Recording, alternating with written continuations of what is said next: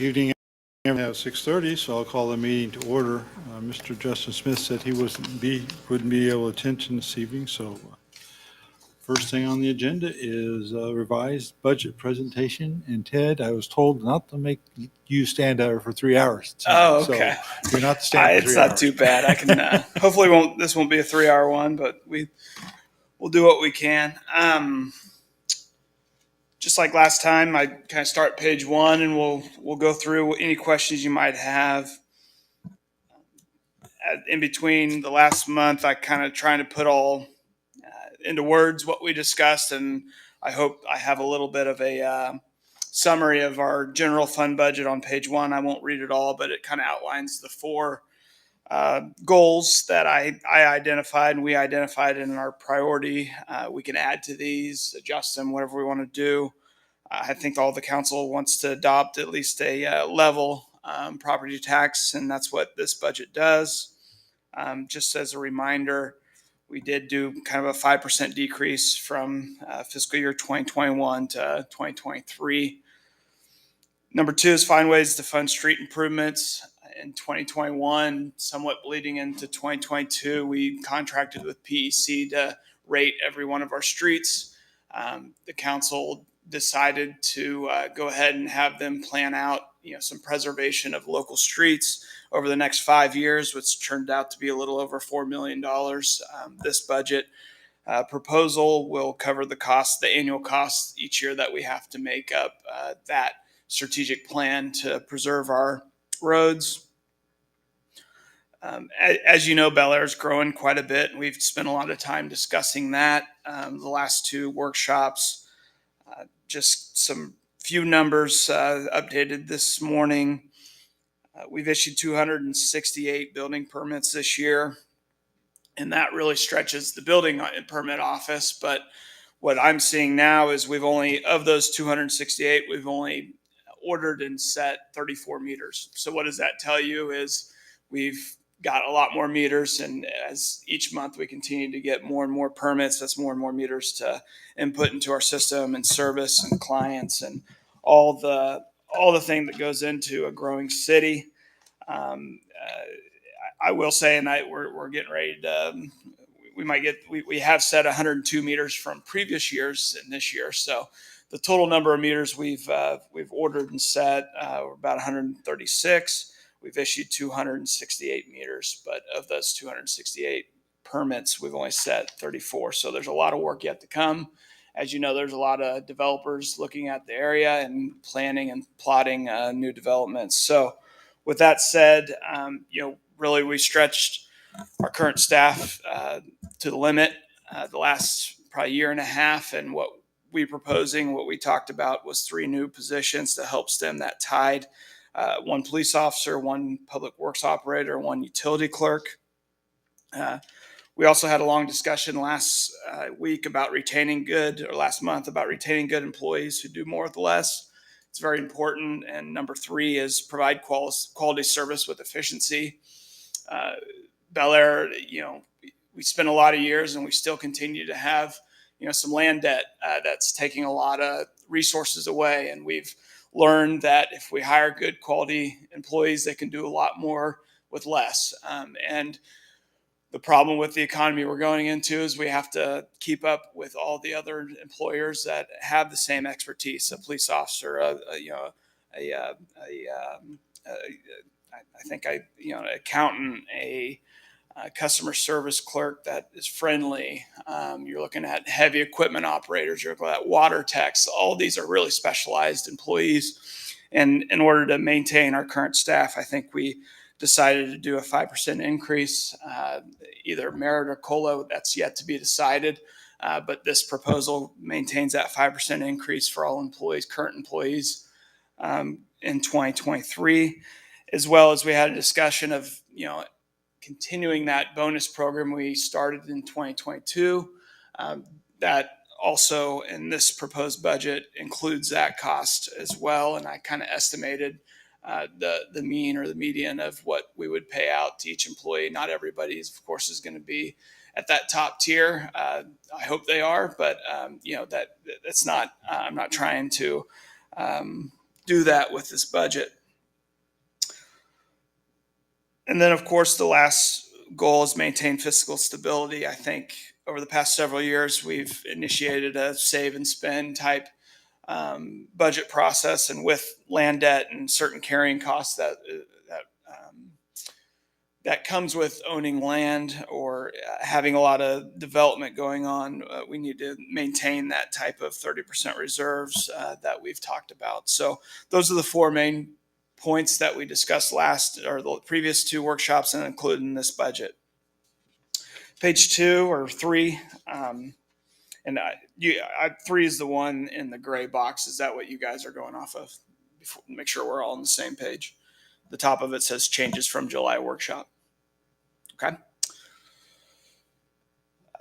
I did increase our motor vehicle tax. I believe Councilmember Smith, we've been trending over the county estimates, and I went ahead and increased those to try not to be so conservative on our revenues. I also increased our building permit revenue to reflect some new estimates.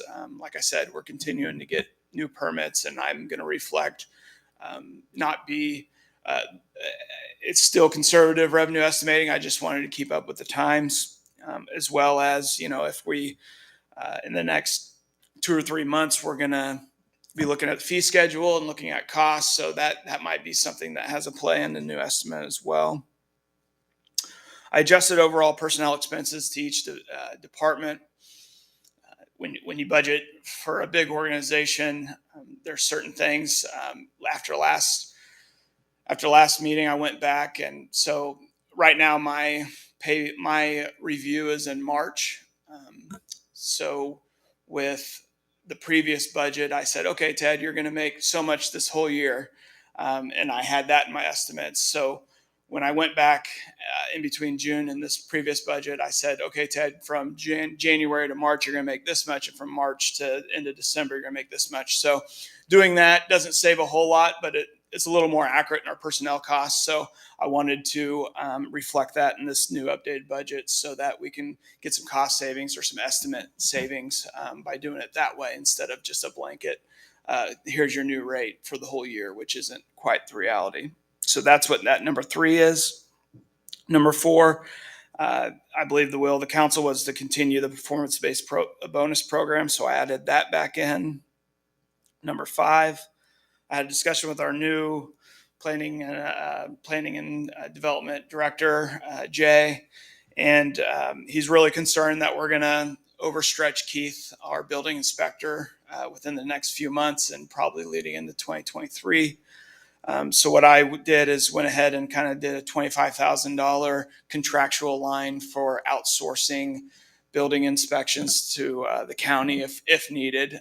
Of course, we're going to maximize Keith and our in-house building inspector as much as we can. But as you know, everybody has their limits, and we want quality building inspections, and we don't want to stretch someone too far. So that's more of a conditional element that I added.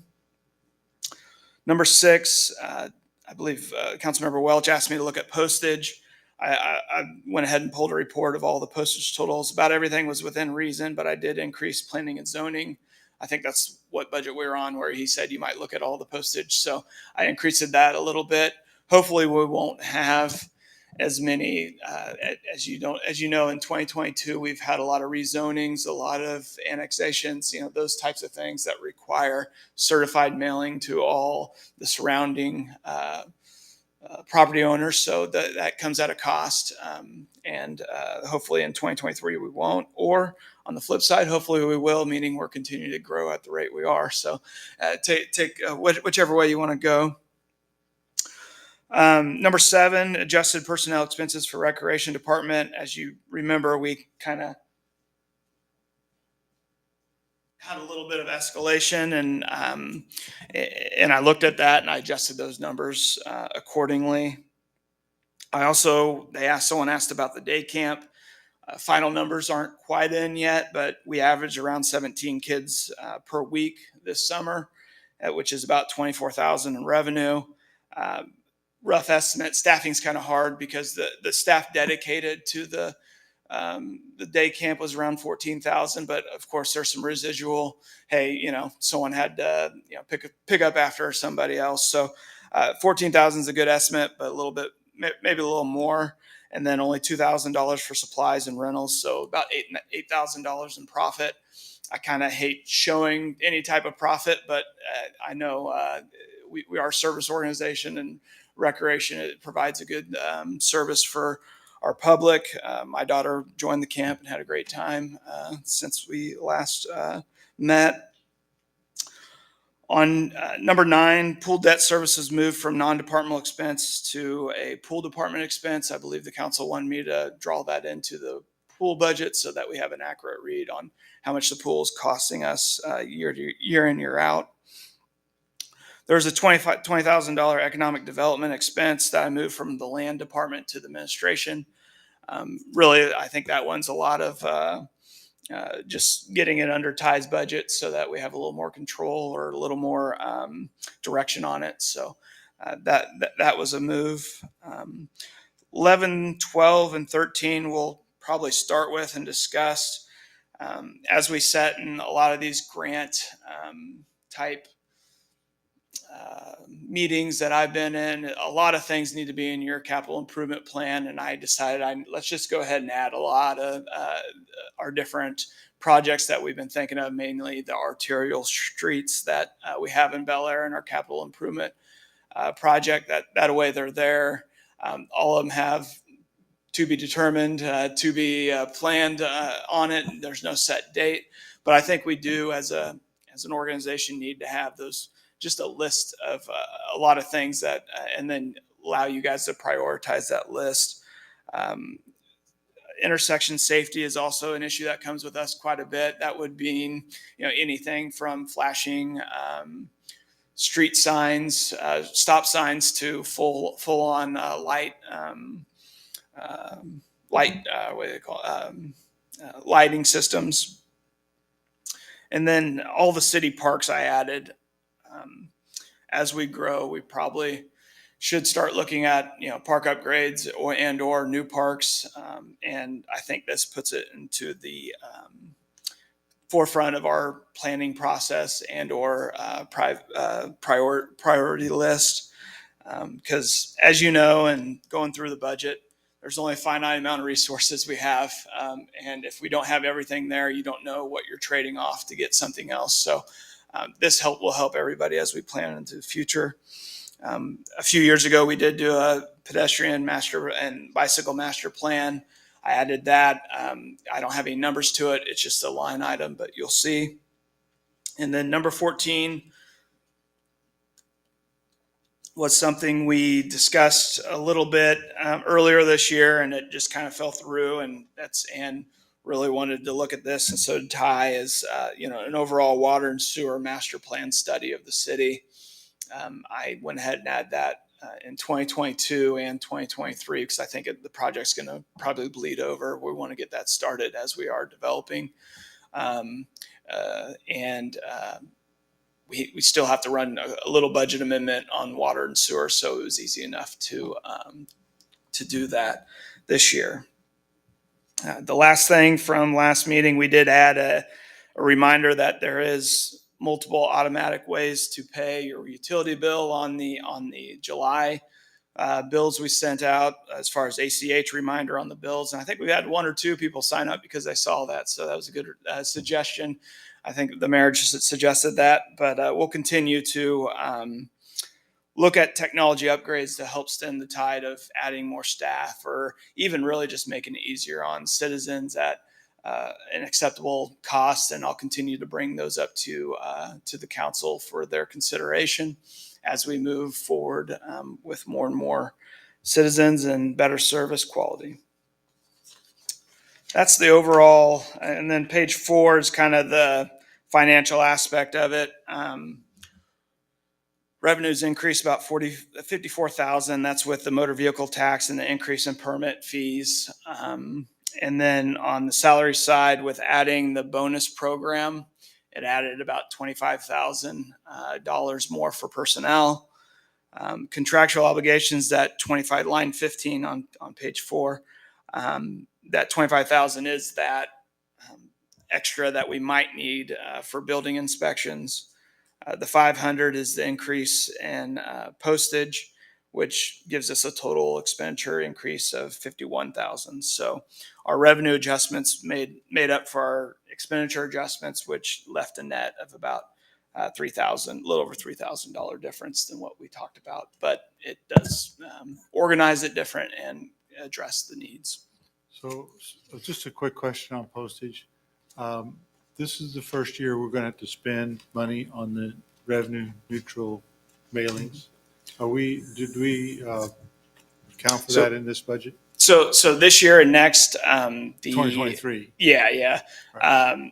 The city itself doesn't have to pay for this. The state's going to refund the county for this year and next, but the following year. 2023, they're going to Yep. refund to you? Yep. Okay. No expense to us. And I imagine those should be going out. I was meaning to call the clerk and see when they're going to do that, because we're coming up, I think, 10 days before the 20th. It should be out by now or soon. So I would see those in the mailboxes sometime soon, but there's no expense to the city this year.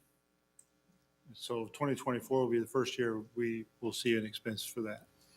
I think 2025, but I'll double check with you, because it said the first years was no one, and then the next two, the state was supposed to reimburse the county, which I think they will, and then the third year everybody's on their own.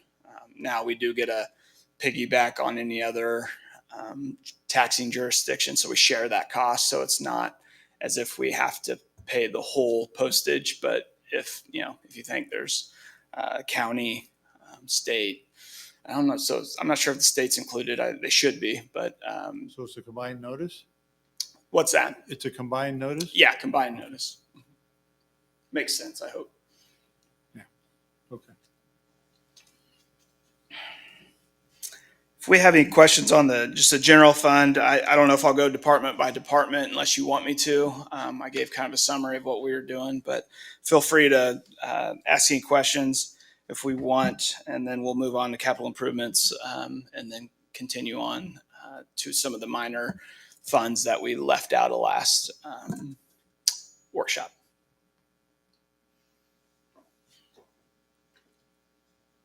I want to talk about the mayor and council again.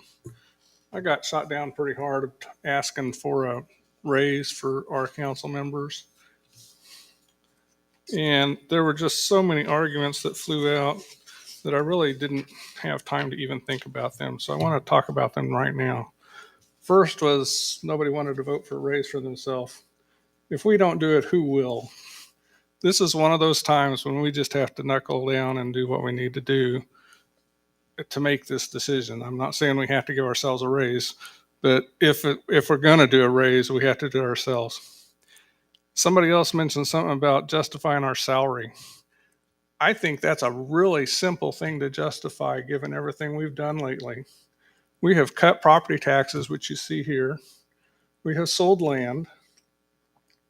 And I took just a rough thing here. The property tax decrease by itself can save anywhere from $75 to $250 a year, depending on your valuation. So to get a $50 increase would cost $1 per home.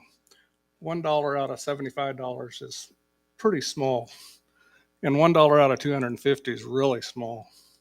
So I don't think $50 increase is unjust. I also think that we do add lots of value. If anybody sat down at a table with me and discussed it, I would have absolutely no trouble justifying my salary. If anybody else does, a thought I have is if you can't justify the salary for the place you're working for, maybe you should be working someplace else. You should always be able to give more value than what your salary is. Mr. Chairman. I'm not done yet. Okay, sorry. Also, we talked about the CCUA position. It's the CCUA bylaws state that it's unpaid, but that does not prevent Bel Aire from compensating the representatives we send. And finally, anybody that thinks they're getting too much salary, I've got a solution for that. All you have to do is tell Ted you don't want it, and he'll delete you off the payroll. And as a matter of fact, I pre-printed forms for everybody, so here they are. And if you don't want to fill this form out, then that tells me that you do think you should be compensated in some manner. And if that's true, then we need to find what fair compensation is. Who wants one? Nobody? Okay, I don't want to ever hear again that you're getting paid too much. What would you like to say now I'm done? Thanks. I'm supposed to be running the meeting. Mr. David. No, I would not. I would agree with you. We're not getting paid too much. You know, since I've been on here, I've realized how hard this council works. I would not be opposed to voting for a raise. I'm not worried about that retribution. But the more I thought about it, I thought the issue really here is, are you getting competent people to apply? And I think most of the people that are on this, aren't here because of whether it's $50 plus or minus. So that's my only put on it, is that I don't think adding $50 is going to get more people to apply, and not changing it is not going to make these volunteers bow out. So that's my only put. Well, I don't I think agree with any of everything you said about Yeah. The work and the dollars per hour are low compared to the effort that's put into it. I don't think any of us signed up to get rich. But I do think that just like every other position within the city, there ought to be a fair compensation. And I push the CCUA because the guys on that are spending even more time doing that. And I'd like to see something, because these people, everybody's given up their time with their families to do these positions. There is a cost to that. There are other things we could be doing. We could be at the park playing with our kids, and so there's a trade-off. Which is more valuable?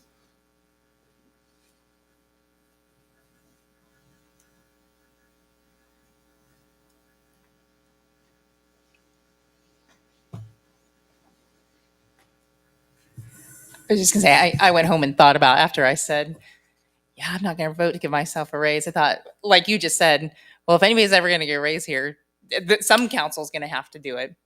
And I have thought about, like you said, and this is just my personal philosophical take on it, is in other organizations where it's a for-profit, not a city, you voluntarily get raises based on the value you're adding.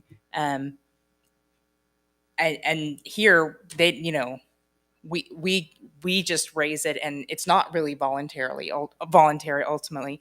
But I have thought about, am I being inconsistent by not filling out your form? I was kind of thinking along the same lines of Greg, of it just seemed like $50 wouldn't make a difference one way or the other. And for me personally, I just wouldn't feel comfortable voting for a raise for myself for an extra $1.65 a day. I wouldn't count it per day, but that's however you want to count it. I was going to add a comment too. I totally understand where you're coming from, John. I kind of reflected back on when I even applied for the open position, and what questions I asked, and not one time did me asking anybody when I interviewed, how much am I going to make? Not one time did that pop in my mind, because I kind of knew what I was getting myself into. I kind of knew it was going to be, if it was anything, it was going to be a pretty small amount. It was going to be a volunteer thing. And the thing I always go back to is, it is a big commitment. That's what volunteering is. Volunteering is a big deal. And this is more or less what that is. We're getting paid, but we're volunteering to represent our city and its citizens. And I can't vote to increase my pay, because I know that has a trade-off. And the trade-off is, that's money that can't be spent to give raises to our staff, that can't be spent to do what we can on roads. and so on and so forth. So at the end of the day, I do agree with you, Greg. I think if there was an issue attracting people, I think that might be more of a consideration. But I personally believe we're wasting our time talking about this because I don't think it's necessary. Well, it may not be necessary, but the other thing is, it's been over 3 years. I don't know if Ty remembers exactly when the last raise was, but everybody else's wages have increased. And this is more of an honorarium than a wage. But if you keep letting it stay at the same level, it will get to the point where it's so insignificant you might as well not have it. And again, if you don't want to have it, pick up one of these. Give it to Ted. And if you're so worried about the little bit of cost you're making, if you gave up your salary for the year, what can we buy with your $2,500? I don't think there has to be an ultimatum, and that's all I have to say about that.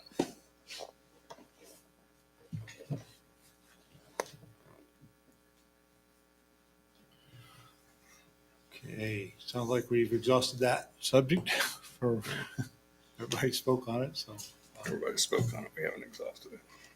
well, all right. Yeah, I beg to differ. So. We'll move on. Okay. Other questions, concerns on the budget?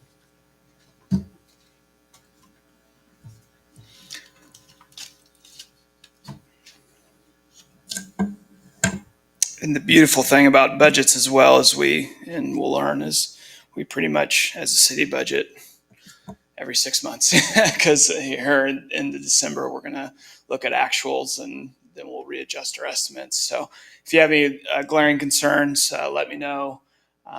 You will see next, as far as the general fund's concerned, when I give my presentation, probably next Tuesday, and we vote to publish the hearing dates, I will do some adjusting. One of the big things is our audit will be finalized and should be today or tomorrow. So some of the audit adjustments I'll reflect that might go up and down, but it's not going to be of significance. I just want to let you guys know if you see a number that might be $15 or $20 difference, that's usually why, and I can point those out for you if you want. If we want to move on to some of the funds we didn't touch last workshop, we might do that first, and then go to capital improvements. That might be more wise of our early time. On page 32 is the stormwater fund and solid waste fund. I'll give you guys time to scroll down.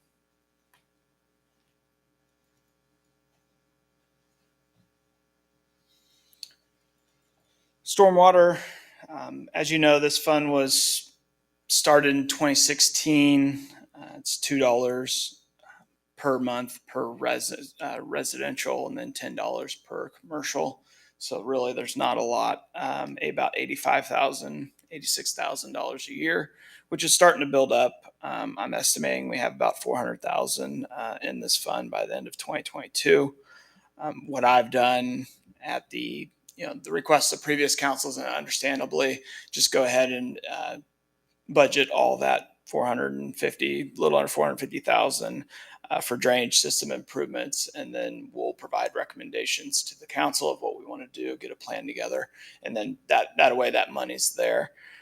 This year, as you know, with limited staff and time, we might not get a big project done. I know there's several ones that's out there. The problem we're running into, and I'll let Ann or even Dave really talk a little bit more about this, is it might seem simple to replace a culvert, but we had some big issues with the guardrails, the steel that goes in the guardrails. Once you replace the culvert, they cost an enormous amount of money. As we continue into 2023 and the end of 2022, I promise you staff is looking at ways we can spend this type of money. But as you know, everything in the economy is a little more expensive than it has been. So with that in mind, we want to be able to utilize our funds the best way possible. Solid waste, we talked a little bit about it 2 months ago. Really, this is we collect Ted. trash. Oh, sorry. Sorry, Yep. why I had a thought on that. So the petitions that went out for those subdivisions that we had committed to covering storm sewer, can some of those funds, some of this been generated, go towards that, or was that coming from a different? Why I had that on my mind, I figured I'd ask. If we wanted to, the usual thing we would do is probably just be part of the assessment process, and our portion would be a city at large portion inside that bond in 4 years. So that could be determined in 3 or 4 years when we go out. We go from temp note to bond on that particular project. If it passes, then we can say, hey, we have some money to throw at it, or let's go ahead and pay for it each year for the 20 years of the bond. So, but yeah, the only thing these funds are dedicated to stormwater management. So any ditches and culverts, anything that has, it's funny, has more and more years you get in this, you realize a lot of people don't understand what's the difference between a stormwater and sewer. They'll throw bags and stuff inside our stormwater drainage gates, thinking it's oh, it's a trash can, right? No, it just bleeds right into our ponds. So those aren't trash cans, everybody. They are for stormwater management. So solid waste lines 28, 26, 27 are our trash and recycle fees we collect. And then any expenses will go to Waste Connections for their services, as well as a small transfer out to help us maintain our streets that the garbage trucks run on. And then an admin fee to water, and it really should be water and sewer. Or, we get a lot of questions on trash. We administer all the move in, move outs, the hey, someone stole my cart, all those types of questions come through so we don't pay for staff out of the solid waste fund, but we sure do need to provide some assistance because of all that staff time we spend on managing the trash contract. If there's anything with stormwater and solid waste, we can move on to the next page, 33, which is probably the biggest fund of the ones remaining. Used to be a special, it's technically called a special highway fund, which is kind of funny because the state fuel and county fuel tax is supposed to help come in to help us as a local municipality maintain our streets. But I'm not advocating for it. I know it's a controversial opinion, but I don't think they've changed those rates since 1993 or so. And as you know, cars have been a lot more efficient since then. So it just doesn't bring in enough money to help us maintain our streets. It's about $330,000 the city will collect on all the gas fuel tax. And that's what goes into the street fund. And over the years, it's really became our maintenance fund that just kind of helps us with standard maintenance, potholes, and a few other things. But as you know, we have other funds that we spend on streets through general fund transfers into our capital improvement fund. We pay for one EO3 out of the street maintenance fund.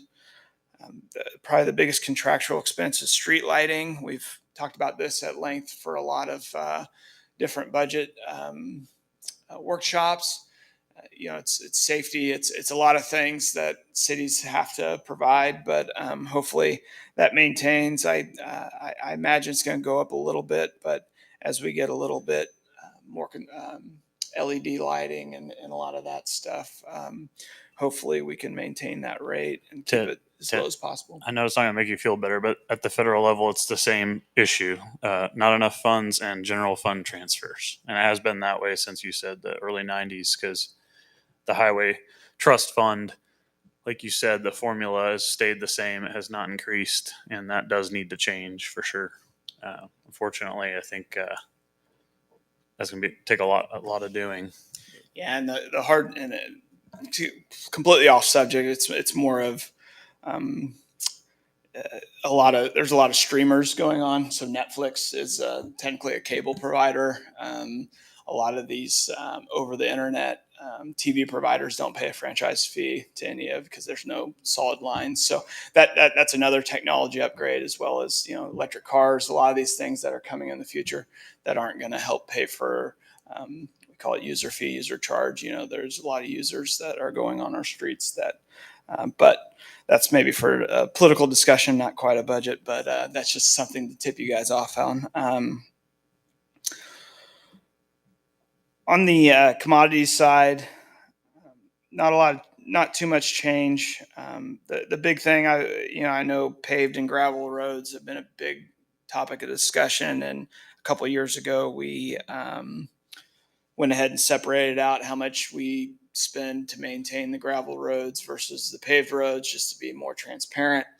I think $10,000 in 2021. We actually kind of did some deferred maintenance and really beefed up that line with about $38,000, but that was mainly to help bring it back up.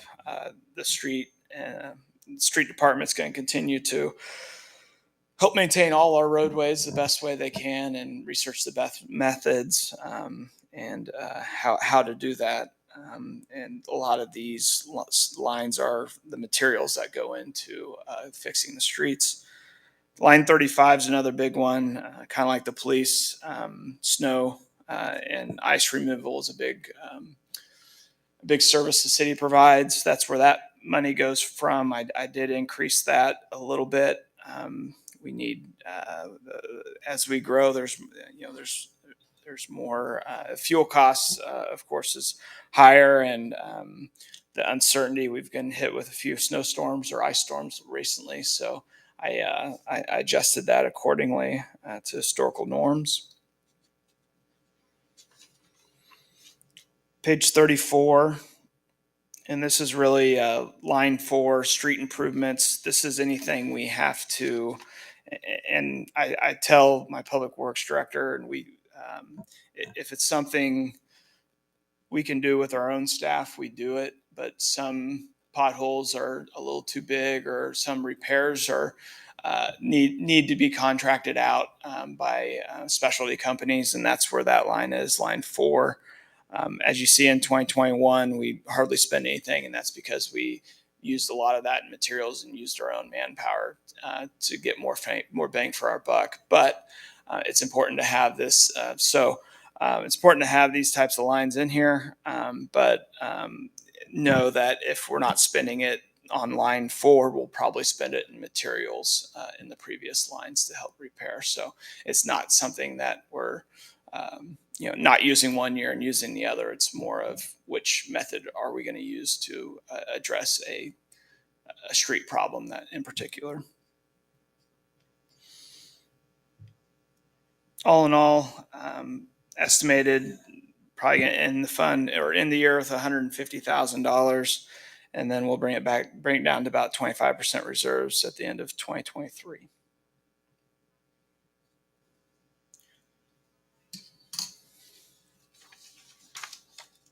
Pretty straightforward fund, but if anybody has any questions, feel free. I would say I've been getting a lot of questions, with as we're talking about gravel roads, of we're not going to do anything, or not even going to maintain the gravel roads. But that line I kind of wanted to point out, because that I don't think you guys are going to strip that line this year or anything like that. But that's where a lot of our maintenance for gravel roads will come out of that line. So if someone asks, that's where those funds are coming from. Page 35 is our bond and interest fund. Last council meeting, we heard, we're going out to special assessments. There's a lot of special assessments out in the city. The county collects those through their regular billing process, and then diverts it to the city to pay for that portion of the bond. That's what line 1 is. About $2.5 million we'll receive from special assessments, and that's earmarked to pay off the bonds of those projects, as well as some of the city at larges. Line 8 through 12 are a lot of the city at large expenses or portion of bonds that are due, as well as water and sewer a little bit that will transfer over. All that said, we primarily just pay bonds from this fund. So a lot of different funds come together to pay the bonds. So Ted, real quick, on Mhm. line one, you have a drop from estimated to budget of about 100,000. What is that about? Maybe it's more than 100,000, more like, And same with the overall. why does that drop from the estimate to the budget on special assessments, line one? So I get that number from the county. Sometimes I'll look into it to see the actual in 2021 is 2.3. The estimated is really what the county is going to bill for. So it can go down based on people paying off their special assessments in previous times. I can also double check that number, but I'm pretty sure I just transpose it straight. So the FY23 budget is the number you got from the county? Yeah. Okay. Yeah, they send me their budget, how much they're sending out. Okay. I just saw that drop and I thought, well, that's quite a drop. Adding more properties every year, I wouldn't expect that to go down, but I can see how that might happen. It can fluctuate a little bit because the other thing, now that I'm thinking about it, some of those bonds have 15-year street specials, and they might have ended in 1 year, and that cuts off a big portion. So I'll double check the number, but I'm thinking that that's what it is. We're retiring some older paving specials, so people aren't paying that special assessment because they paid it off, and that hence lowering. So if we had a big bond, say 15 years ago or whatever, 10 years ago, that would affect that number as well. Yeah. More retired than added. Yep. And the county calculates that. Yep.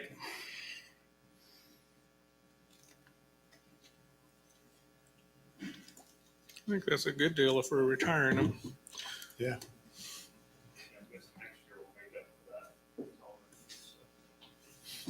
Yeah, next year. So if you'll see on line 12, we always capitalize the first year. So the bonds we approved, that money will come to us in 2023. I'm estimating around 200,000 to pay for the first year of that bond, and then 2024 will be when we collect the specials to pay off that bond. So a lot of it's bond financing in here, where I'm just trying to match years with when we're going to receive it. So. Page 36 is our land bank and our non-budgeted PEC fund or PBC fund. As you know, I'm not budgeting land sales, even though we have, I think, one parcel left, or we have a few little ones, but one big one. Interest on investments. We discussed this in our first workshop on the budget. I did, we have about 5 million in proceeds that we're going to wait on and see what we can do with it. I did put it in some interest bearing accounts the best I can with what you can do with city money. So hopefully we get a little bit more, but that projection on line 2 is kind of, if I continue this 3% type investing, we would collect money on that. But also the transfer end would be just for the 135,000 for the specials across the street. I believe they end in 2036, 2026, 2026. Sorry. So only a few more years of that, and then we'll have those paid off. Why are we transferring that in next year, but we didn't the last 2 years? Yeah, I always have it there. If we don't, I haven't in the last 2 or 3 years. Pretty much what if we have the proceeds to cover forever, we use the proceeds with our discussion. And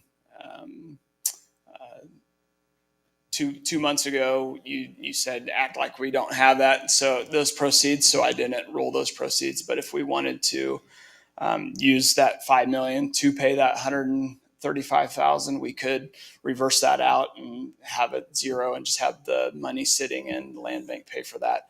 It's more advantageous to keep money in the general fund so we can use it for, capital improvement projects versus just transferring money over to cover a cost when we've had sufficient proceeds, land sale proceeds, to cover the costs over the last 2 years. So. Well, I'm thinking since we already have the money there, we shouldn't be budgeting a transfer in for next year. It's entirely up to you guys. And I don't know when the appropriate time is that we need to discuss how the land bank is going to spend what it has in its account.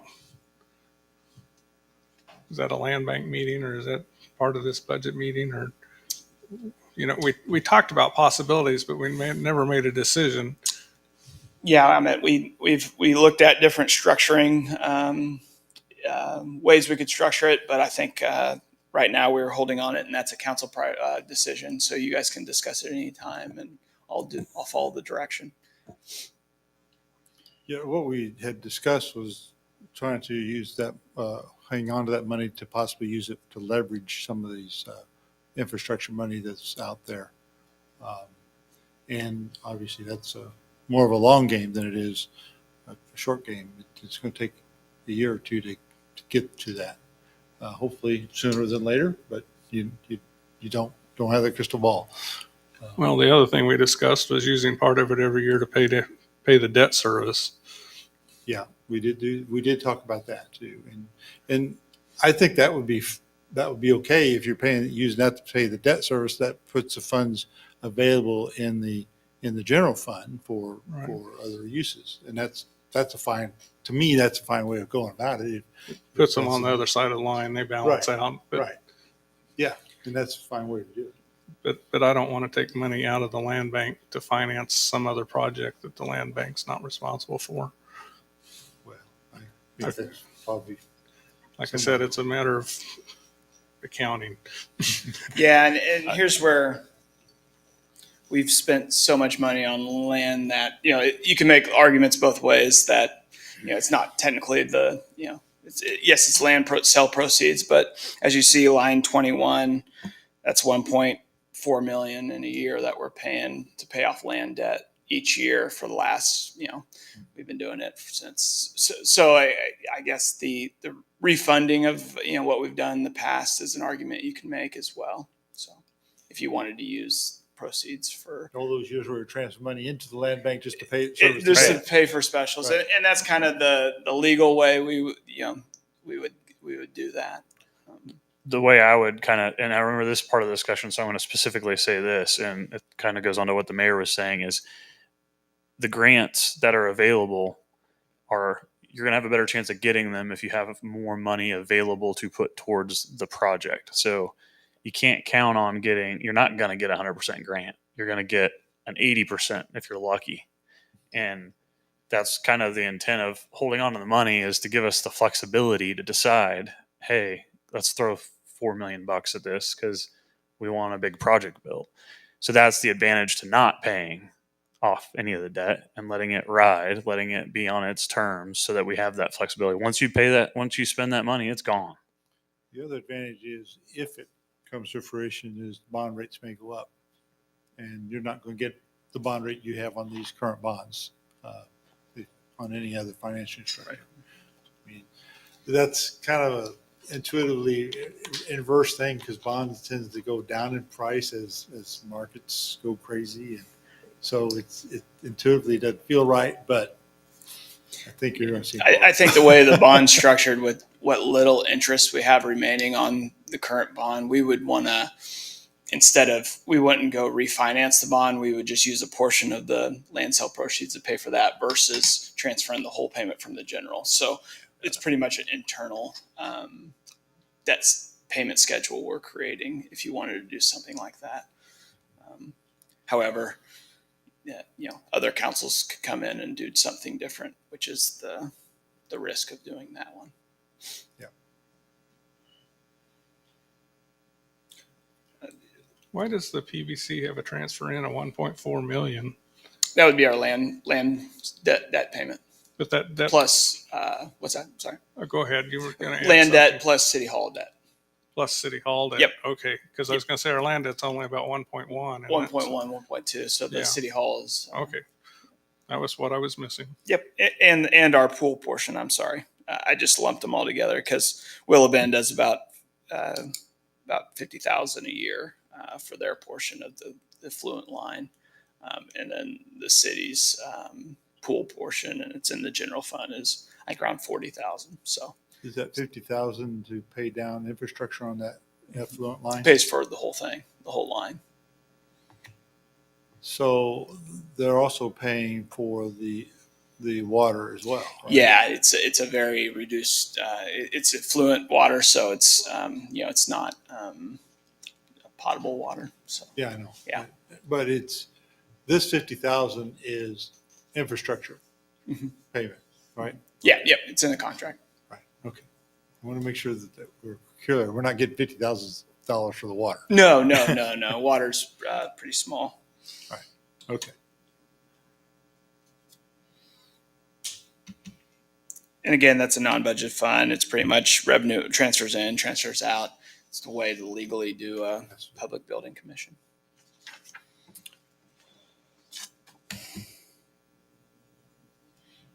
The last thing we'll go to capital improvement projects, but I did include, while we're down here, I finished, it's state budget form.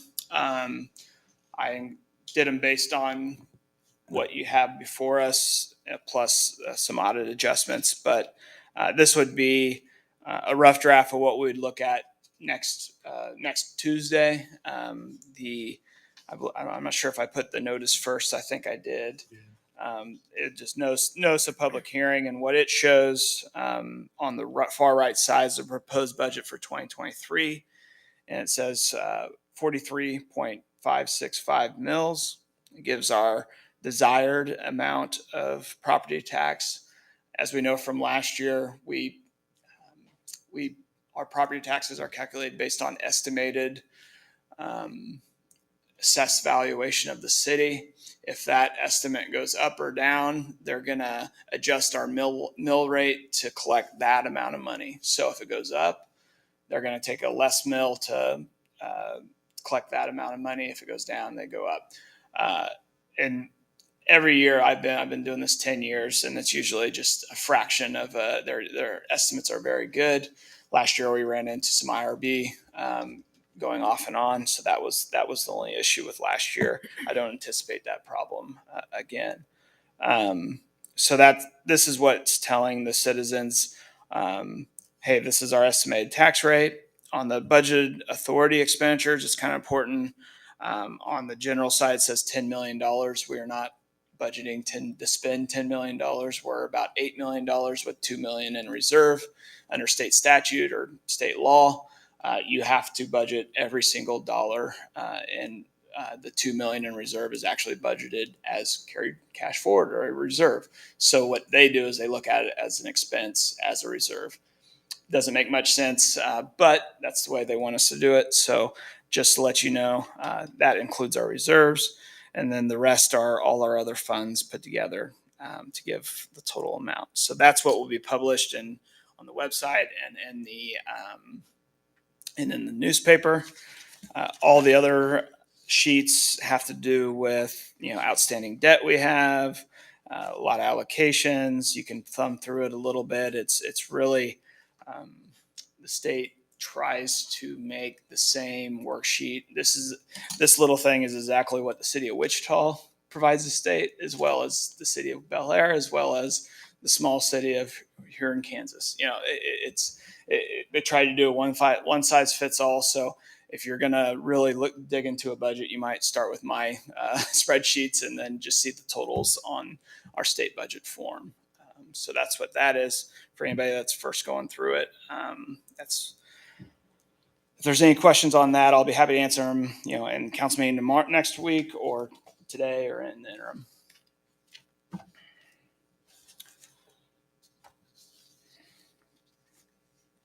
If we want to gear back towards page 20 and 27, Page 20 are our capital improvement reserve. I'll kind of point out what I added. You guys can delete or you can discuss however you want. The best part about these types of reserves or capital improvement plans, they're non-budgeted. So anything that we want to spend, someone like me or a department director or Ty has to come in and get that expenditure approved. So really what we're doing is just saying, hey, let's go out for bid for the first one that, I think it's on a lot of our minds. And upstairs has been, I think there's been three or four service calls on our HVAC in the last month on the upstairs unit. We're getting it repaired, but that's really something that will bring before you an estimate of how we're going to upgrade and maintain this facility in a climate controlled, sensible area. But as you know, it's a big building and costs a little bit. So that's one of those things where, hey, it'd be nice to have an upgrade. We'll give our costs and benefits of doing it, and then you make that determination. But in fiscal year 2023, I have that scheduled. Keyless entry is also, I know some might see it as a luxury, but as we grow, it becomes, it becomes more and more necessary in my mind. I might have a good argument for installing that in our system, in our city hall. We rent the community room. That creates a lot of challenges with giving a rental, a key to this building. Of course, all the administration side is locked, but they're able to access the halls and anywhere, the general areas, which we would have with if you could give them a key card. If they forget to give the key back or something like that, they could, we could just shut that key card off. A lot more secure, and that's what it's all about, is creating a more secure environment. So those are the two general government asks. I know Ty's presented a few times on the Public Works facility, RFP, just getting it designed and seeing what we can do. And I'll let him, discuss some of that. We get a lot of emails every month, and as you know, I try to adjust on what you guys might feel. The intersection safety improvements have came up of late.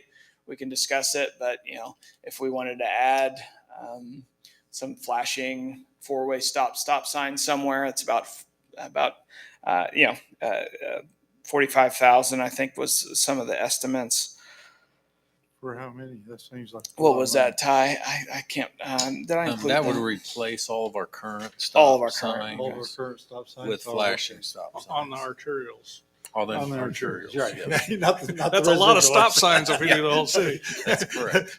Yeah, okay. That makes sense. Right. Okay. the kind of the big ones that are hard area. A lot of our parks and our pools need some needs addressed, and I don't want to make those priorities for you, but the page 23 is a quote for about $140,000 for new playground in the Skyview area. That also on page 24 is some drawings on it. Something about 100 it brings in, and plus our other materials, another estimate in there, estimated about 160,000 for those types of parks, those small neighborhood parks to be placed. Something like that. I received a call from citizens over at Brookhauser Park, and just like anybody, they have questions. Why haven't we've gotten anything, and why it's been the same. A lot of those types of. And I thought Dave's email, I was enough to include it here. It just goes to the problems with a lot of these, what people might see as small issues, how they add up to large sums of money. Once you touch a park, you have to get an ADA requirement, which means we have to cut all the borders down so they're accessible. We have to resurface it. We have to do a lot of that, and all that adds up, and it becomes 150,000 real quick, 200,000. That's not, it's just something that I was looking at and saying, well, we're going to complete Woodlawn as well in the next 2 or 3 years. We might want to do something. And the council's had some desire to do some type of recreation study, park study, seeing what we need. And we need some improvements in Bel Aire Park. So all those parks are going to be competing for funds. It's entirely up to you guys. You know, some thoughts are, COVID is a health problem. We could really probably spend improving a lot of our parks would help improve our, the health of our citizens and use some ARPA money, some COVID money on improving parks and recreational activities. And that's just something I thought of. We can sure do whatever we want with that money, but if you're looking for funds, that's one option we have, because there is that $1.2 million in ARPA money. We can leverage that with other grants as well. But just to let you know, the full picture of what we're seeing is as we grow, we hear from citizens, we like the open spaces. And I think, judging from the amount of emails that Ty and I are getting about parks and spaces and what are we going to do here, we think in the next 5 years, this is going to be something we're going to have to discuss in length. And we brought the Skyview Park just due to the huge development that's going on over there and the need for some recreational or park activity over there. So Ted, I'll let you guys talk. Is that ARPA argument about healthier cities? I mean, is that being approved, you think? Yeah, we're probably going to have a whole workshop on ARPA funds. I've been really investigating a lot into that. My preference is, to use some of the provisions inside of usable to clear the money to open it up to other uses, meaning you could fund first responder salaries. We have a lot of first responders, and if we use that, that's a lot easier to report than something like a park. However, that doesn't give us full autonomy to do whatever. We're still going to have to explain what we do with things. So I'm kind of juggling between those two things. Do we go for the low hanging fruit and that frees up some money, or do we really try to thread the needle? The park argument is just something that I've seen on the message boards, and I think the way it is written is very flexible, especially when it comes to public health and those types of areas and first responders, as well as infrastructure. So I don't want to pigeonhole us, but I think it's pretty broad. Just as a personal perspective, I'm not a fan of using those kinds of funds for salaries, because Sure. that gives you a feeling that your salaries are not what they are, and you tend to get surprised the next year when that money isn't there, and now you got to continue paying that salary. I'd rather use it for these one-off type of issues. I tend to agree with Mr. Liker's opinion here that Brookhauser Park, there's no serious safety issues. They didn't need to do some repairs, but that's just a maintenance issue. It just needs to be done.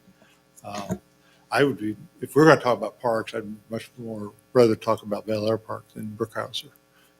That's just personal perspective about the parks that need attention. Yeah, and I included that mainly for the discussion point of, hey, there's a lot that goes into every decision you make, Right. And the expense of parks are continually to go up and up and up. Right. Piece of equipment, Councilmember Smith and I were discussing, we both have small children, discussing the price of just swing sets and how to appropriately keep them secure in our backyards, let alone a commercial park somewhere. It's crazy how expensive Just they hit can the get. tire. Yeah, Just hit the tire of the tree. We got to grow the tree first. Yeah. Oh, That just move that one in.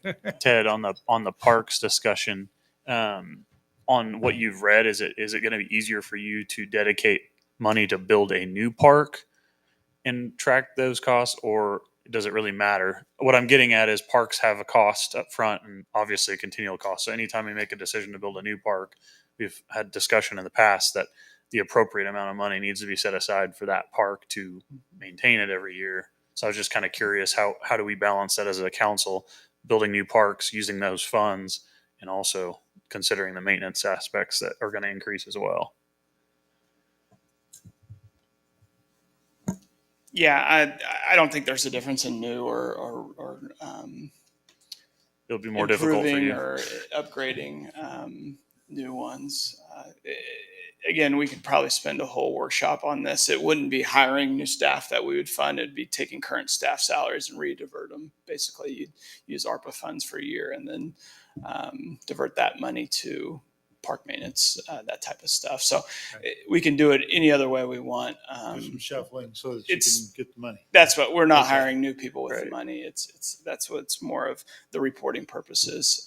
But I think there's still eyes on what you did with that money, and I think it should be reported that way, to the citizens of what we want. Is Are there you- a time limit to spend this ARPA money? End of 2024. Oh, we got a little bit of time. Yeah. My Not really preference that much, would I be to spend about 700,000 in 2023 and 700,000 in 2024 to keep us under the single audit rule. If you take more than 750,000 from the federal government, you have to get single audited. Not a big deal. It's just one extra step and one extra thing to do. And that's really, I like to work smarter, not harder sometimes. And if we can all come around that, it pays off in the end, I think. Ted, one more question on the ARPA funds. Are you allowed to pay debt with it? No, So the pool debt would not qualify. pool debt's Even not though going it's to qualify. recreation. Nope. Would the pool repair qualify? Again, if you can spin it, if you can justify it, it could. It's a safety issue. There's more wear and tear on the pool because of COVID. Yeah, my argument would be more towards recreation and health of the pool, but it's up. We'll have to look at that and really get It's a safety issue. There Or you it go. was brought up as a safety issue. sure. It's health, right? Well, and I think the other thing that Ted's concerned about is when there's a lot of requirements federal government has in construction. And so that's where he's going is he'd rather stay away from construction because then we don't have to follow Davis-Bacon or some of those things. Yeah. And where he can Makes just sense. pay salaries and they can just and you still get the money to do exactly what you're wanting. He just doesn't have to do all that tracking, and we have to get with the builders of do they qualify under all these requirements and things like that. So so that's kind of that shuffling, I think, of what Ted's talking about. We could certainly use it for that. He just wants to use the ARPA money for something that's very simple for reporting purposes, and then we'll spend it the way you like. Since we're Let's do that. discussing this, we brought up the SIP over in Aurora Park as a possible expense for the ARPA money at the last council meeting. Trying to get a better bid.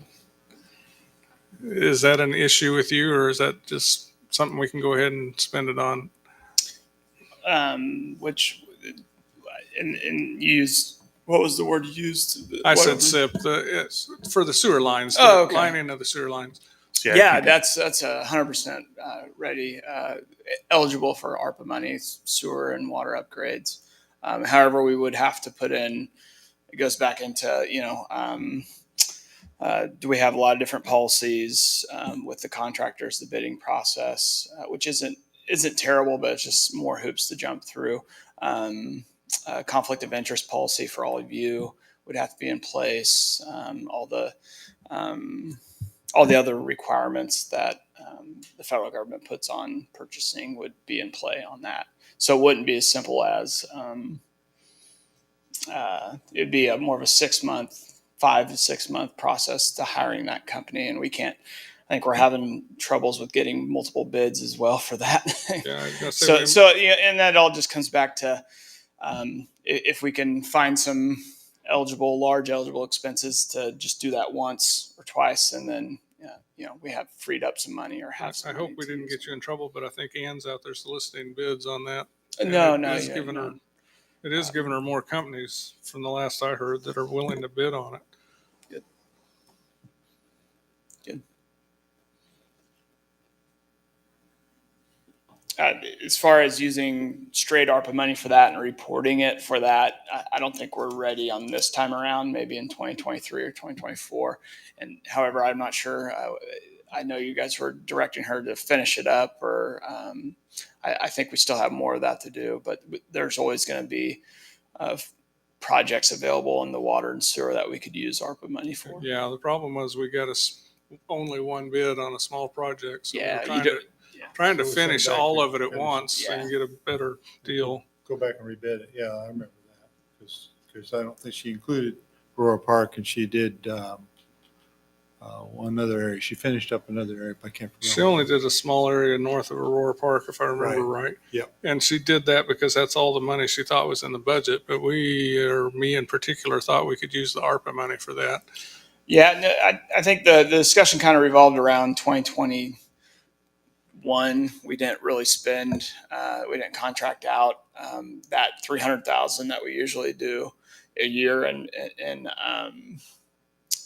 those types of maintenance projects. So we end up having 600,000 in 2022. So that's what I think we've directed her towards. You might want to revisit that with her and make sure you're both on the same I page. think so. I will, though. So Ted, if we're talking about ARPA funds, and if we're going to do what you're recommending of 750,000 in 2023, would you want to show a reduction of that amount in the PD salaries and then put that amount in the CIP, or is that just a reimbursement and then that you don't show it differently in the budget? It'd just be a reimbursement you would get, and then we could put that funds in the CIP. I was kind of wondering about that too. If you could juggle the books to pay for the officer we approved for the next year or two. And Yeah, so it's really just paid out of funds. It's no difference than Ann is paid out of, or was paid out of 03, which is sewer. You'd pay salaries out of the ARPA funds and report it, and then that would essentially create more reserves in the general that you would amend the budget to transfer. So Couldn't you put line items in there, please? Funds that was ARPA funds, and then the line Yeah, item you can. in here that you transferred out. I was just thinking that new officer position would be a likely candidate because it was something new. Not that we were going back and using it to pay our current officers. Yeah, I don't think it has to be new, but Yeah, they're first but responders. the first responders. Okay. All right. That's your world, you deal. Yeah, I've been really keeping a close eye on it, and I think several cities are going to go down this route, just because of a lot of the cities under 10 million using. That's what we are. We received less than 10 million, and it makes your. I feel sorry for, not sorry, but the Sedgwick counties and those types. They have 10-page report on every expense they have with those funds, but they can hire people with it and keep them busy for 4 years. So that's what they're going to do. But it just makes more sense. It's kind of, and I sat in a, they wanted all the cities to do kind of what should we do with all this money? And all of the cities always say, let's get the most bang for the buck as we can with this money. And that's kind of what we're doing with the less hoops we have to jump through. Meaning if we wanted to pay for every single mask box, we would have to write a page report for our masks. That just doesn't make sense, to write a report and send it to the feds for every mask versus a major street or a major, project that we could just write one report for that major project. So that's kind of the economy of, what we discussed, and they end up not doing anything about it. But hey, that was the one song of cities was let us, create big projects that really is going to help save money in the future. Because if we are able to, do a lot with this money, then that's less taxpayer money that's going to have to go for it in the future. So because it is taxpayer money.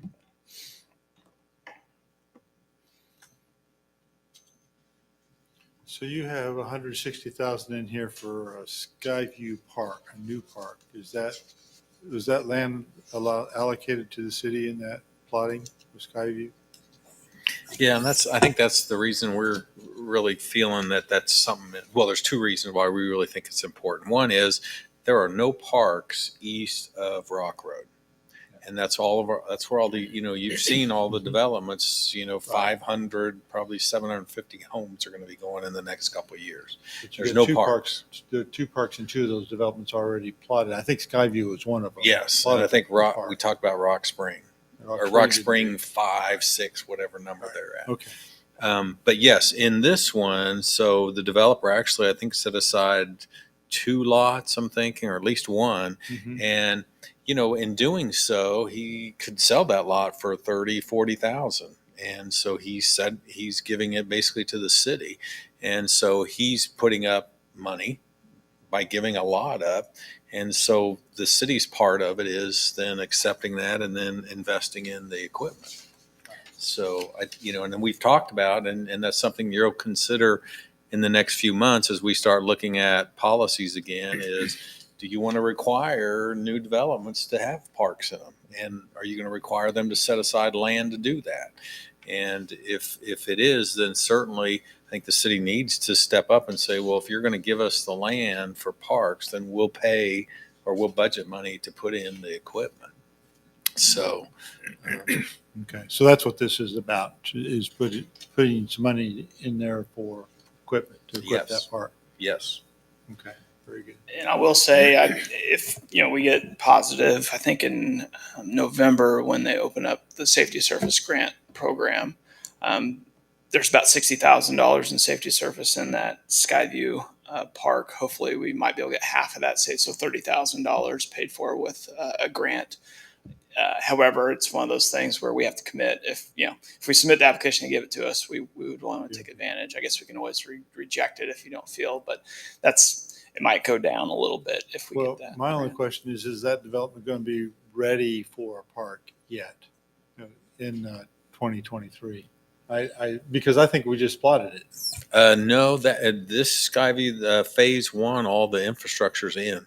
Is it? He's Okay. he's starting to construct homes in there. In fact, he asked us when we were going to start putting in equipment. Oh, okay. Okay. So yes, that the streets are in over there. All right. Getting the phases mixed up. That's fine. And I think Tyler brought this up maybe at the last workshop. What is their expectation of when we have this park completed? I mean, as soon as possible, since they gifted us the land. Yeah. So the developers, one of the reasons they're willing to do that is if the city's going to commit to park equipment, that's a benefit for their area. So they would like to have a park in there as soon as possible, because then the people that are looking at the homes say, hey, look, there's a park across the street or down the street or something. Boy, this is exactly where we want to go, instead of a vacant lot and then saying, well, there'll be a park there someday. We don't know when, but someday. But our trade-off is we've got to get some people have already purchased homes in there to make a commitment.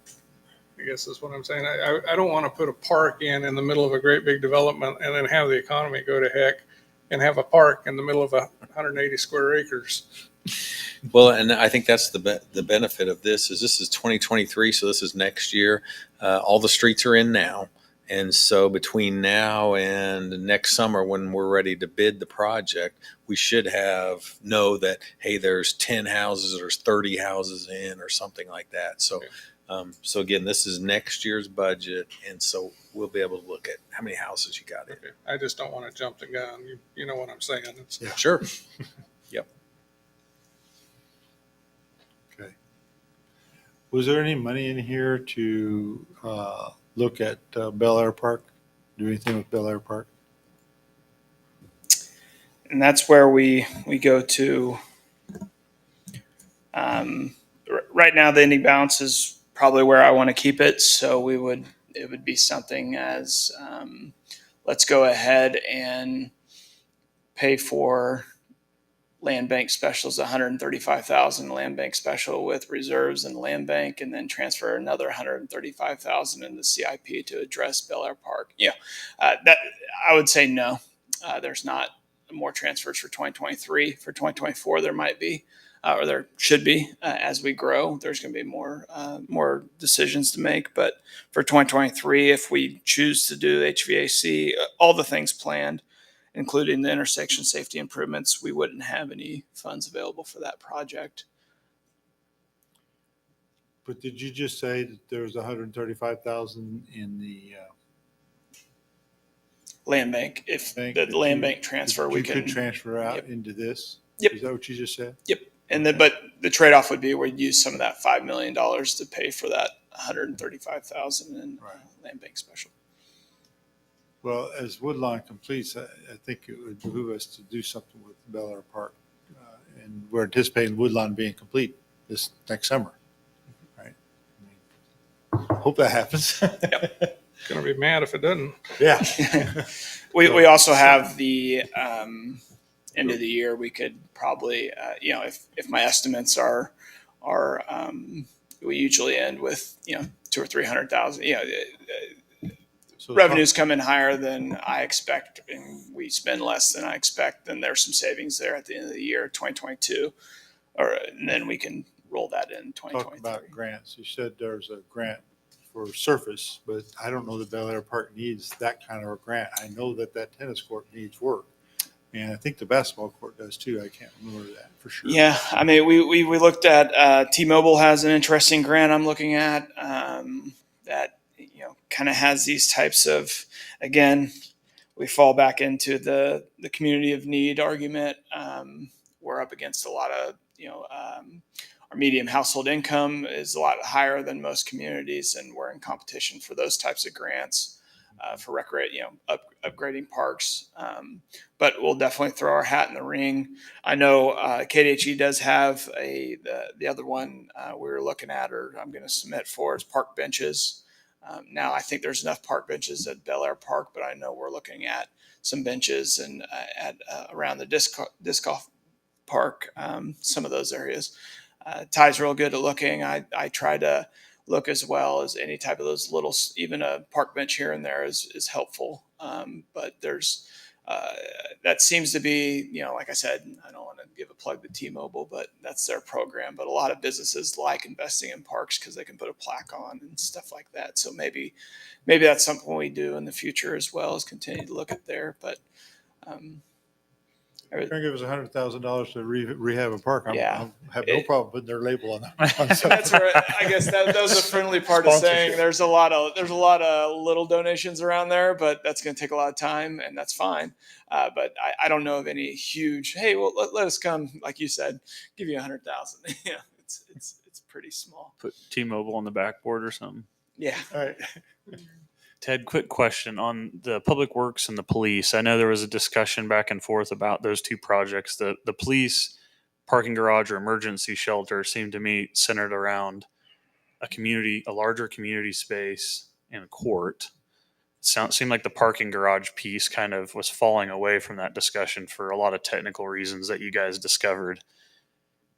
And then the public works facility, there was kind of a proposal, or at least something shown of a concept of where that would be located.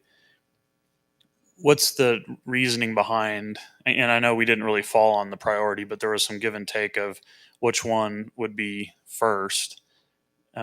Maybe talk to the 60,000 being for the public works RFP over a community center RFP. And is that flexible? What, in your mind, what is that going to be used for? Yeah, it's always tough, picking. But the one big reason was that they're out of room. And, we talked about they have one restroom for 11 people and all the different reasons that they have, an expansion. You saw the map of how they're using that. There's just no room for expansion and things like that. So we felt that was probably the biggest need. Because I think, we talked about this council could move downstairs in the community room. And, 95% of the time, you don't need that big of a space. I will tell you, though, that we had a security concern come up during voting. They left one of the doors open. And so I came in next Monday at 8 a.m. and we had a door open. unlocked. Because again, that's what Ted was talking about, the security system. Well, we gave them a key, and it was their job to lock up City Hall, and it was left open. One set of doors was. And so anybody could have walked in, and, now these doors are locked typically, but still someone could be in here. And, when you have that separate facility, then all of this part of it is kept secure. You don't want any building left open, but at least that would be just a community room with a kitchen in it, where it's not City Hall with all the things we have here. But that key code system could certainly help with that. So again, that. But we just felt that there probably everybody seemed to see the need for both. It was just, how do we pay for both? Do we do both at the same time? What would be our highest priority? And the fact that, as you guys have talked about, all the other things that are in here and not in here, that would add another, $50,000 to that cost. So the idea was, maybe we do the biggest need this year, and then maybe we look at the other one next year or a couple of years down the road, something like that. The follow-up question on the public works facility. So the proposed location was in the Sunflower Park. Yes. And, I know there's a range. There's really super architectural buildings, which are on main streets, and they're very pretty and people see them every day. And then there's kind of what we have now, which is not that and hidden. It seems like this new facility would still remain pretty hidden, because it's going to be in the Commerce Park, and it's going to be next to a lot of what I'll call pre-engineered metal buildings. They're boxes. Has staff thought through kind of what services we would require, whether we go A, which is an architectural building with a lot of pizzazz, or B, a pre-engineered metal building, essentially, that would meet the needs of staff, the right size, all that? Has there been, I guess my concern would be, we've already taken RFPs. That's clearly for an architect. Have we thought of another option rather than that traditional architecture route? We have, but we see that more as on the building construction side, because what this is going to do, this 60,000 only gets us to about a 60% design. So it's going to tell us, okay, you want so many stalls, et cetera, et cetera. And this is a good cost of what it would be if you want to build it next year, or if you think you're going to build it in 5 years, you're going to have a creep on that, or additional. In 5 years, it's going to cost you X amount. That's what that gets you. Now, the next step would be when council says, okay, well, let's do this. Let's plan for this in 5 years. Then we go back and say, do we want to do a design build? And we go to the architect and say, okay, let's look at a design build on this. So you finish this thing out, you bring in the contractor, and you build it. So that's more of we see that as more of the construction side. Now, as far as what it's going to look like, there are covenants out there, just like in neighborhoods, that say, the type of fascia there are some requirements, right? Because the idea was to keep the Sunflower Commerce Park looking nice. Sure. And so, but pre-engineered buildings are fine. Metal is fine. You just have to have some different colors. You have to have an awning and things like that. So we would just follow whatever the covenants are out there as far as looks. Got it. Oh, that makes sense. And the other thing, I know that it came up, I think, but just so that those two lots, as part of the Public Building Commission refinancing. So when we refinanced all that land debt, got the prices down, the city has to own, or the PBC has to own land until that bond is paid off. And that bond is paid off in 2036, 2034. So even if you said, let's not build there, let's sell it, you can't sell it till 2035. And so that was the idea that, okay, well then if we have to own it for the next 10 years, right, then, we will need a public works facility at some point. Why don't we just set it aside? Because we're going to be holding it for at least that long. Yeah, I don't necessarily disagree with the location, but I think it does change maybe perspective of what type of approach you may take with building it, like the covenants you mentioned. But expectations, I think, you'd figure that out. You maybe would be able to get options like Cadillac option somewhere in between and super economic. But I just wanted to kind of feel out what your guys' thoughts were on that. Thanks.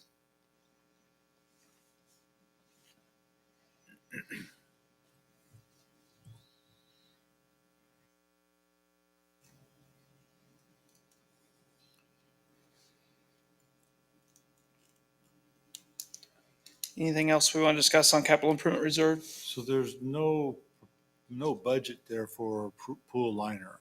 And we know that that's kind of a real need, right? What's our thought process on that? We'll have to, I mean, if intersection safety improvements and you guys want to look at a pool plaster repair for 50,000, that might be a trade-off you're looking at, or then we go back. Yeah, like I said, you'll have to pull it from another line item there in capital improvement reserve if that's a priority of the council. The impression I have, I didn't go use the pool this year, but the impression I have is it's something we got to do. Yeah, I so- don't think we have really an option. When you replaster the pool, it's typically it's done every 5 to 7 years. 10 years is a good amount of time. We're at 7 years last time it was done. So yes, it's time to be replastered. The downside with the replastering is it's rough. And so it's rough standing on it. And then what's happening now is some of that plaster is chipping away. And now you got kind of holes, not holes, but an opening where people are stubbing their toes and stuff. And now you're really getting into some things like that. So the option of plastering it just repairs all those holes, still have a rough surface. If you really want to do, not have the rough surface, have a softer surface, like maybe a pool at home that has a liner in it, we'd put a liner in there. Now that's, 3 times the price. That's about 150,000 versus 50. So that would be your first decision is next year, maybe after the first of the year, is which way do you want to go? How much do you want to spend? And then at that time, Ted will also know, because the year will be over, how much money there's additional revenues that we had, hopefully, with all the growth. And he'll say, well, based on what we budgeted, you have an extra 200,000 or 100,000. And then you could say, okay, well, can we come up with 150 to do the liner, and maybe not do something else, not do the keyless entry for 50, that kind of stuff. So it'll be your decision. With the pool liner, what is the typical lifespan if we went ahead and did the 150,000? We'll have to look into that. Did Brian ever say? I don't Yeah, know I that can't we know what that's something we'll have to look into. That's a good Yeah, question. we need to know that. And- And also, how and- long is the debt left on the pools? How many more years we have on that debt?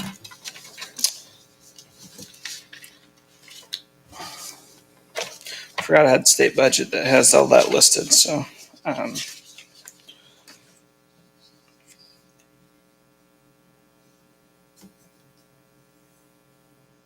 2030, 2030. So another 2/1/2030. Another 8 years.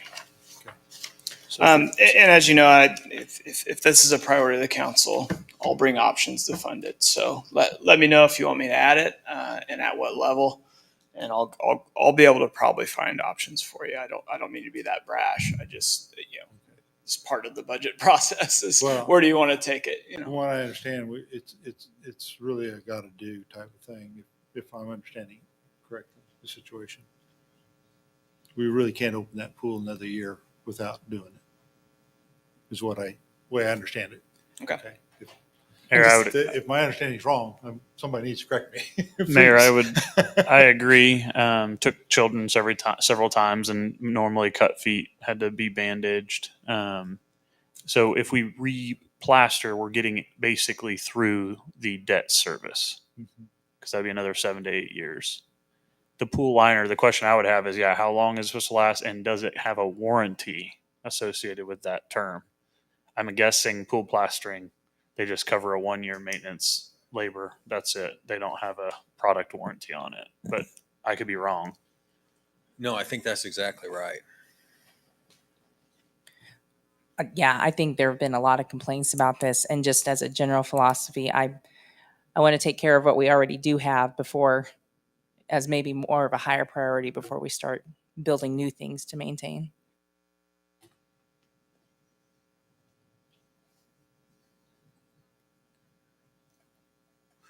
Ted, one question I had. You kind of explained this list as being what you call kind of an exhaustive list of capital improvement projects. One thing I would throw in there, and I know it's just adding a line that's to be determined because it's not going to have a funding mechanism. But with Woodlawn construction going on and Edgemore being used as a shortcut, it's not a posted detour. There has been some folks that have brought kind of to my attention their concerns with the condition of the older portion of Edgemore, so the portion that has not been concrete paved. And I've kind of talked with Ann about it. She thought that street may have been included, the asphalt portion, in PEC's kind of maintenance study. I kind of added to her to just follow up on that and also make sure that we don't believe a reconstruction might need to happen sooner of that older section. And so maybe that's a follow-up and then a potential addition to the CIP budget line items, knowing that there's no funding for it, but just that it be kind of on our radar. I can speak to part of that. I know that some of that asphalt on Edgemore is included in the 1.4 million we okayed to spend. Gotcha. And that's for, if you drive down there, you can see where the curbs heaved and the asphalt sunk. So I think it's just that small area, 100 feet or so. Got it. And I don't know if we're really doing that much damage to the rest of it. I think Public Works may have gone down there and sealed some cracks, given it some more life. We may have to do more than that, but it's not that new of a road to begin with. So Do we have a speeding problem along that road? Do we know? we did one night. I read the police report. Yeah, I don't know. What night? I'm talking about in general. Chief about got ran off the road. So The reason I ask that is that if, with that increased traffic load on that road, maybe speed bumps would be appropriate, but I don't know that. I'm just throwing it out as something to consider, if maybe we should do that.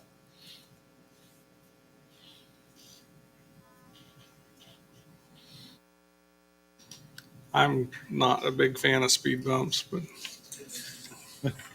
Speed bumps. That's the purpose. You're not supposed to be a fan of them. The interesting thing about speed bumps is when you talk to the engineers that it can negatively affect your drainage, which I never thought about because I was talking to them about maybe looking at some speed bumps and just to get an idea of what they would cost. And that was the first thing they said is, well, where are you going to put them? You got to put them on a high point of the road or else you're going to mess up your storm drainage that's running down the street. I'm like, oh, I didn't think of that. So Gotta have weep holes through it. Thank God for engineers. Yeah. Okay. Well, it's good. Anyway, I just don't know if we even have an issue there to address. So that's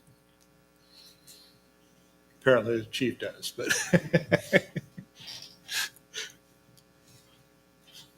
okay. Anything else on 20 we want to discuss tonight? The only other real direction and we can look at equipment replacement reserve, but as you know, we bring up equipment to everyone pretty common. The big questions I'm having from Chief all in the same week and Dave, our Public Works, is just the availability of cars is really rough right now. And I went ahead and I think we should probably present we usually buy one police car a year. I think we're gonna have to order 2 in the next few months just to get 2 by the end of 2023. So I think we got to do some strategic planning of police car purchase as well as some trucks for Public Works. Again, I'll let them explain that in their reports and what they're seeing and how the availability is going. But that's kind of where I'm seeing issues arise, is if we order one now, kind of like our international dump truck, it might be a year before we receive it, and we wish we ordered two, one of those things. So I know Derby Mayor was telling me that they moved to a lease program, and I don't know if that's more economical or not. I don't have a feel for that. I know in businesses sometimes it is, but maybe not in city work. Have you done any research or any looking into leasing? I met with the representative from Enterprise. Yeah, I think we discussed a little bit of it. I'd probably want him to explain it, present to you guys. It's a big decision, I think, for the city for years to come, because you're leasing all your vehicles, and there's some definite positives, and some downside.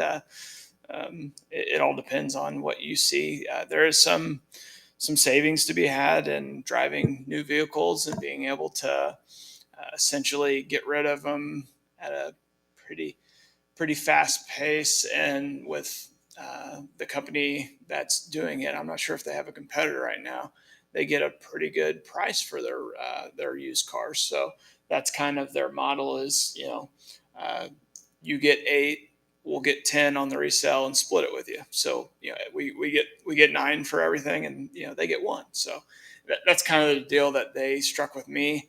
I did have them meet with Chief and our public works director. And, it's hard, especially with Bel Aire, when you've taken care of the same piece of equipment for 10 years. You don't want to give up everything you have. So it'll be some sort of give and take with our directors. But if it makes sense financially, I could see us doing it. It's just the matter of what the will of the council is, and where I'm at, or where we want to go. If you're interested in that, I can address them, have you present with you. Do they cover the refit fees? Because I know that runs Yeah, fairly high. they're a pretty. They do everything, which is. It's nice for me to know that they track everything and all the maintenance. They'll do everything for you as far as fleet management goes. Okay, because the markings and the light bars and all that costs something to put on. Yeah, now I'm thinking of it. Yeah. Right. I'll have to get back with you on that. I was pretty confident in that answer, but I know they said something in that we can use who we want to outfit. I'm not sure if it was we pay for it or you do. I imagine it's us, but I know we can use the same outfit we're using right now. So I guess my request then is that you look at that and then look at these two units that you think we need to get on order because of the time to get things. Although I did hear today that chips are getting more available. In fact, their revenues were down because they were more available than they thought. I hope that's the case for computers. Computers have been rough getting in. Well, these are the chip manufacturers, not the computers. So. Yeah, okay. So would we go back? I think we finally ended up going through Wichita to get the last car. Would that be the same? I'm sorry. Well, the last time we wanted a police car, we ordered it through our standard process, which went through state of Kansas or something. Yeah. And they were back ordered and we couldn't get them. And finally we did a deal with somebody else. I think it was Wichita, and they were just able to give us a couple. Yeah, a couple they had. Chief's got a lot of relationships out there. Wichita keeps a stock of them Yeah. at a particular dealership here in town. Yeah, but they're marked already for Wichita. But yeah, speaking of police vehicles, I meant to ask you, and I'm sorry to backtrack on this, but you show here tasers. I think it's on page 20 that you replaced them. Was it this year or last year? Maybe it's 2 years in a row. I can't remember what page it was on, but I remember the tasers showed up there, and we had just replaced them, right? New tasers. And it seems to me we just replaced tasers like 4 years ago. Yeah. But in the projections in the future, you showed no more replacement tasers. How confident are you that our 5-year projection is not going to need another set of new tasers? So what you're seeing there is we bought all. I think we got. I don't know the number off the top of my head. 14 of them 2 years ago, and it's a 0%. Like they let us pay.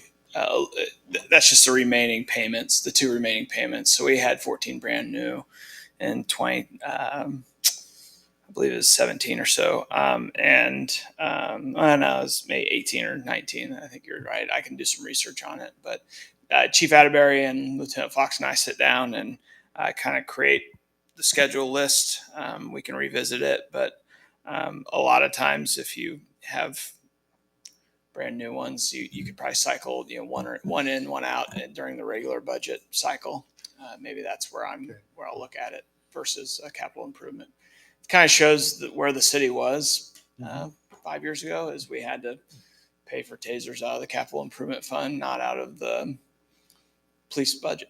So I think for now on, we'll probably just pay for it out of the police budget. Okay, well, that makes sense if that's what we're doing. I just want Yeah, to make sure yeah. we weren't overlooking it, and then we're going to come I up think with it's one of another those things where we 10,000. needed 14 in 1 year, and we were just scrambling to find how we're going to fund it. Okay. All right, very good. Thank you.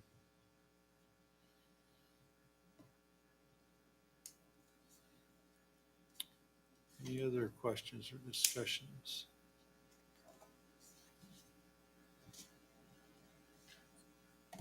It's not on capital improvements, but back to police. I noticed that was the only overtime that really shot up. Even though we're adding officers, you also added overtime. Yeah, it's one of those things. Looking at trends, as police said, or as Chief kind of said, you have officers that go down every once in a while, and you have to cover with different ones. Hopefully, it goes down, but the more you pay per hour, the overtime hourly rate is more as well. So I wouldn't say our hours have increased, but pay's increased, which makes the total amount increase. That's just one of the hopefully with this new added police officer, they're more adjustable as far as coverage goes. But it all goes down to what Chief discussed last workshop, is we'd like to always have at least 2 people on. And if that means bleeding into overtime. The other thing police officers will get overtime for is court apparent. Police officers have to be at court. It's usually a couple hours a month if they need to be, as well as, if they're working a case, they're not going to say, oh, time to leave. So a lot of those are unavoidable overtimes. I watch it very, very closely, but that's something that I'll continue to, but some of that police overtime is unavoidable, in my opinion. Just seemed like you're double dipping by adding officers and overtime. But your overtime really is matching what your actuals had been. It's just you under budgeted last couple of years. Yeah. Ted, on page 27, at the top under total revenues, where it recaps transfers in, sale of equipment, other revenues. On the projected 2022 and the year to date, it's 300,000, and then when you're projecting out 2023 and beyond, it jumps to 400. I was trying to find. It looks like it's just a combination of increasing transfers in on water and sewer every year, starting in 2023. It looks like is what makes up the 100,000. Equipment replacement, or is it at the top of the page? Yeah, in 2023, we upped the transfer for equipment from 100 to 150,000 out of both water and sewer. One of the reasons is we retired some debt transfer that I diverted, and also all our public works equipment needs replaced in the next 5 years. So we need to match transfers with the replacement rate. It's another workshop we could do, is all the forecasts that I have for all funds, but there's only so much time in the year. But Thank you. Sure.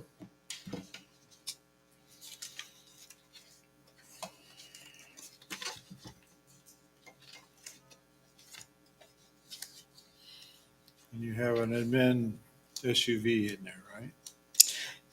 Yeah, we always kind of have one of those. We've had one of those in there last 2 or 3 years.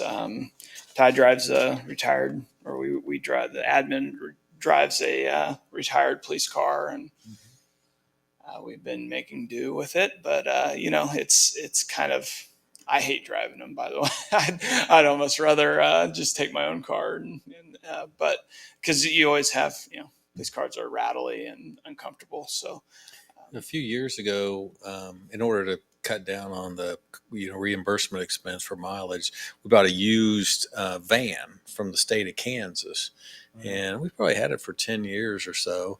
And we just needed to replace that. That's why it's been there. And actually, this year Brian took it for his day camp, so he's been using it for day camp and stuff. So admin doesn't even have it anymore. But that's like Ted said, we've been trying to replace it for a few years, and we were going to replace it this year, but then you can't get cars. So that's why we were looking at next year. Okay.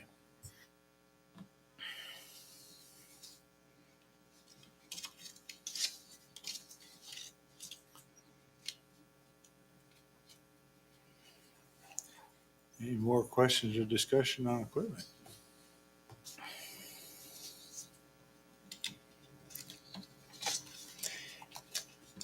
any goals you want me to add? It's kind of hard if you see anything that you want in kind of the presentation I give for citizens and whatnot. Let me know. I think the four kind of speak to what we try to do, but let me know if there's something you want me to highlight in the presentation of the budget. I can. As Just always, a question I have about that. We do contract quite a bit of mowing out. And I don't know if we've done any cost analysis of that to see if that's cheaper than it is to do our own mowing, because I know we do a little bit of both. I think the contract probably is more parks, and the mowing we do is all the right of ways, because the right of ways nobody wants to mow. And that's what my gut tells me. But have we ever looked at the cost of that to see if that makes sense to do that? If we would be wiser to hire people to do the mowing internally versus hiring from, I'm not trying to put our contractors out of business, but I just wonder what's the analysis there tell us? Yeah, we could look at that. We years ago, the city used to mow all the parks ourselves, all of them. And then, I'd say 10 years or so ago, one of the council said, well, is it cheaper to hire it out? So we got bids, and it was actually a little more cheaper on the smaller parks, like Brookhauser Park, the little ones that they can come in, mow real quick and move on. Like Alley Park's a big park, and just what you said, Mayor, the mowing of the ditches, the large areas, we can't find contractors to do that with the tractors and things like that. So that's kind of why it's been kind of split. But we can certainly we can talk to Dave and say, hey, is there some other parks that we could contract out, or is it more efficient maybe to look at bringing it back within the city? I just wanted to see if we'd looked at it, because I don't design of one or the other. In some sense, private industries can do things more cost effective than a government entity. And the other side of that is that's seasonal work, right? So it's not like what do you do with a crew? If you staff up a higher crew, what do you do with those folks during the winter time? Yeah. I can tell you that the huge trend in all cities is to hire it out, no questions asked. I know Dave's going to say we don't have the manpower. That's the first thing he's going to say. And then we just bought one of those big Mastiff crack sealer that we're allowed. We're going to put crews on to help thermal crack seal our streets. So I think that's going to play a lot into it, is staff availability. It might be cheaper, but we'll take a look at it for you. Yeah. But I know that's been the argument the last 2 or 3 years, that we've wanted to do more parks contract out to free up guys to work on streets, that type of argument. But Well, and that may be the right answer. yeah, we haven't looked at it like you asked, so I'll try to, I'll put my best foot forward and try to get you a good answer. The hard thing too is I bet all those contracts are going to go up quite a bit, which is the cost of fuel and all just the overall economy seems to be hitting that sector pretty hard. One thing I like that you've done in the past is how much of the dollar goes to Bel Air. 30%.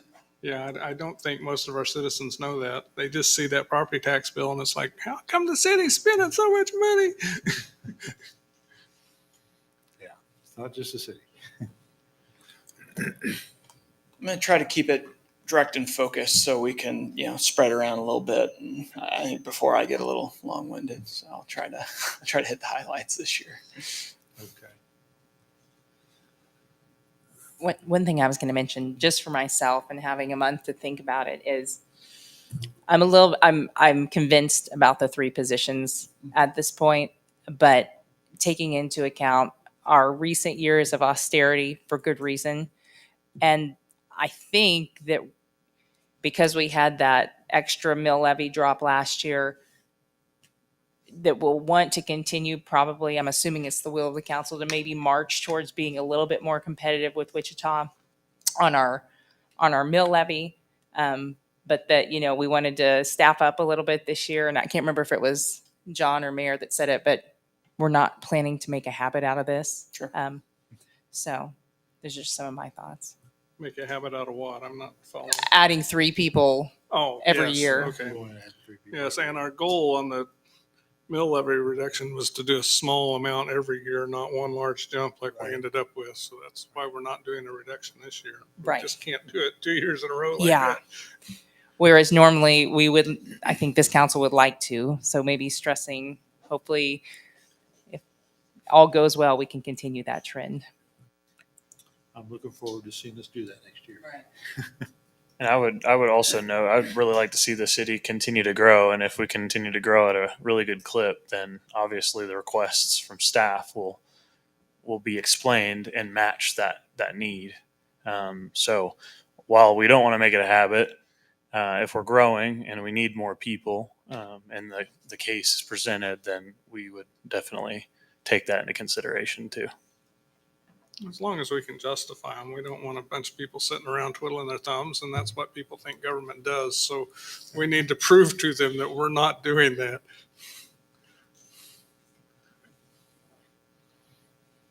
I see the trend data, the data trend everywhere in all sectors. And I don't know if we'll continue to keep track of all the, how much we are doing, and just know it is tough to measure that type of quality and customer service, but we'll continue to track trend data and make sure you're aware of where we're at as a staff and levels we're going. And well noted, this is a big ask and we know it, and but we wouldn't be asking if it wasn't absolutely needed.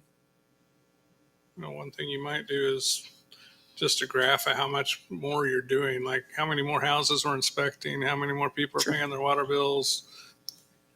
There is a reason behind this.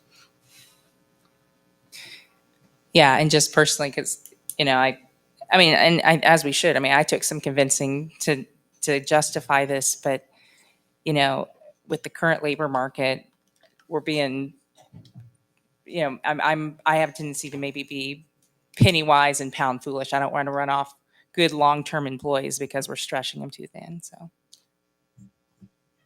and I can stay 100% sure that's where we're at right now. And the other thing is that you're probably not going to hear it. We're going to hear it. And that's where it goes back to, I appreciate Tyler, us listening to us and us getting you the information, because with Ted adding some assistance for building inspections, he told you how many permits we have. Mm-hmm. Well, last week, 2 weeks ago, I was on vacation last week, had a couple builders in, concerned that it was taking a longer period of time to get their inspections. So they would call in and, they would have the tradespeople there, and Keith's so backed up that it may be 2 days before he can get there. Well, they're saying, how am I going to get my houses done when it's taking you 2 days to get here? So there's two sides to that coin. We don't want to burn Keith out because he's our only inspector, and we don't want to run off our builders because they say, well, go to Bel Aire, it takes you 2-3 days to get inspections done. So double-sided coin there that we're dealing with. And so that's why Ted put that money in there, to get some assistance for 2 reasons. I appreciate that. And I don't know if this works for the immediate interim, but I know we have that agreement with Kichai to cover us on inspections, but I don't know if it works for the surge or if that's just when Keith's on vacation. So I don't remember the details of the agreement, but I just wondered if maybe we could. Yeah, so that agreement with Park City and Kichai has been, if someone's on vacation, that he'll assist and cover, or they'll cover for him when he's gone. But he's here full. Right, Well, he's here working and overtime and he's not getting to stuff as quick because he's backed up. And we're putting money into next year's budget to allow to bring a contractor in occasionally, which would be good Yes. if we could do that when he got backed up Yep. to some point. You know, if he's 3 days behind, we got to get the backlog out. If he's a day behind, yeah, maybe. Yep. Nope, that's exactly right. Yeah, I will say too. I mean, like everyone's saying, Keith's busy and he's doing the best he can. When his number one priority, and it should be, because we're growing and we're issuing a lot of permits and he's doing a lot of inspections, when that's a raging fire, which it's been the last 2 or 3 years, a lot of other things get missed. And so, other code enforcement issues do continue to happen. And we don't want, just because there's a lot of new development going on, to sacrifice our other neighborhoods that have code issues that need to be dealt with. So that's kind of the other side too, is Keith can only do so much, and we have to be cognizant of that. I mean, I've heard complaints. I've seen some in my neighborhood that I've reported, and Keith can only follow up as quickly as the process allows. So got to keep those things in mind too. I'm all for pro growth. I'm all for that, but we also got to remember we've said it several other times. We got to take care of what we already have. And when he's so focused and busy on that, pulls away from some of that too. So.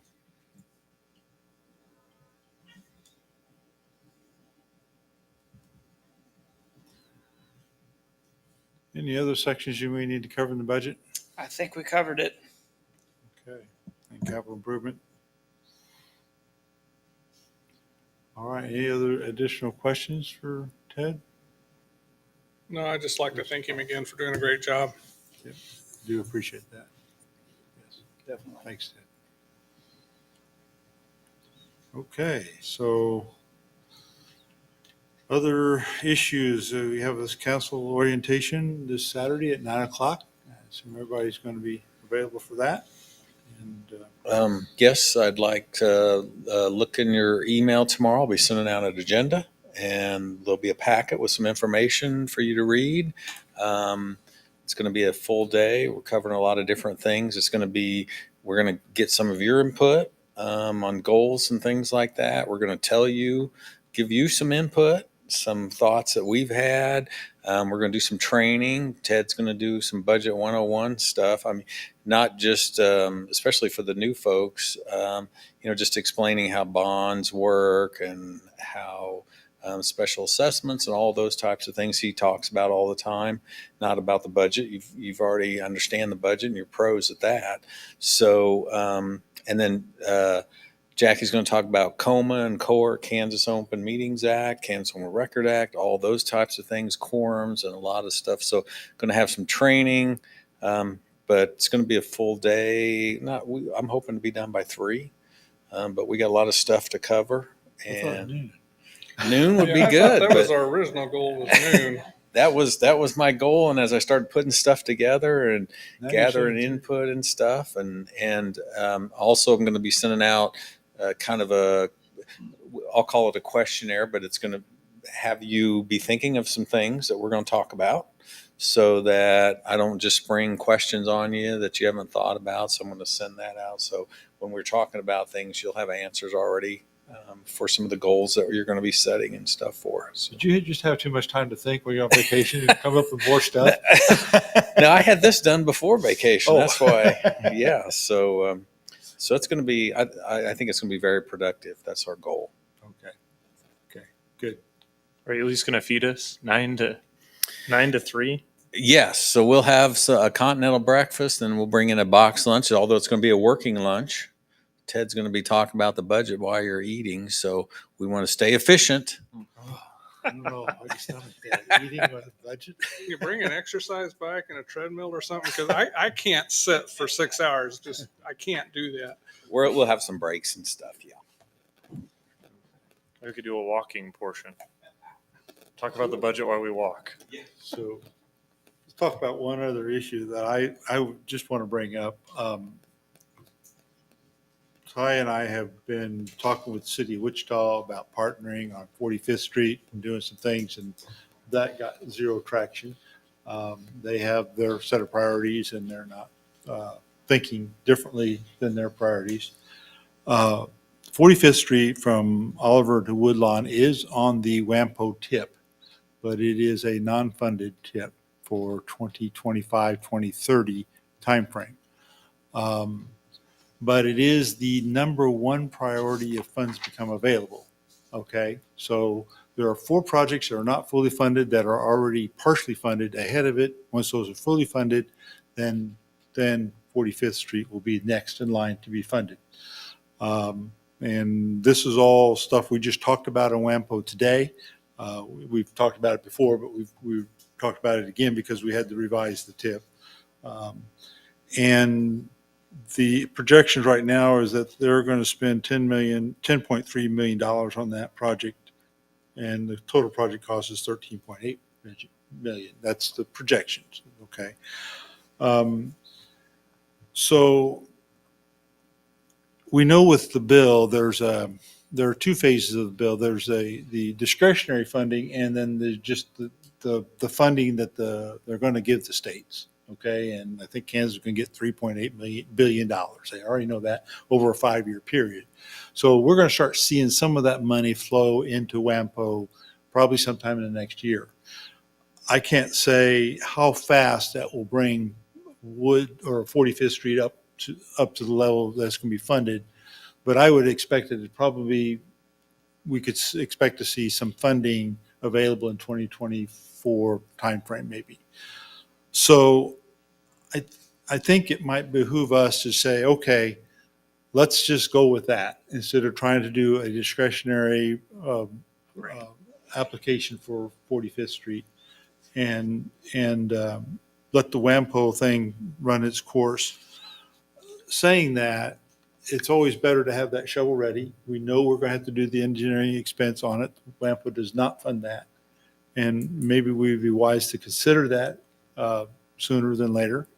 I think there's the money there in the Public Building Commission that we could do some things with, maybe do something that with.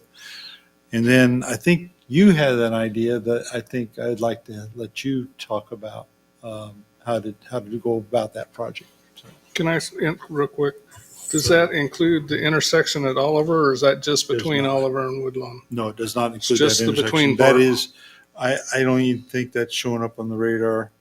Yeah, there is a project in there, project number 40-546, but it's like 5 or 6 levels down from this one for the intersection itself at $2.3 million or $3.9 million for the project and $2.5 million funded by WAMPO.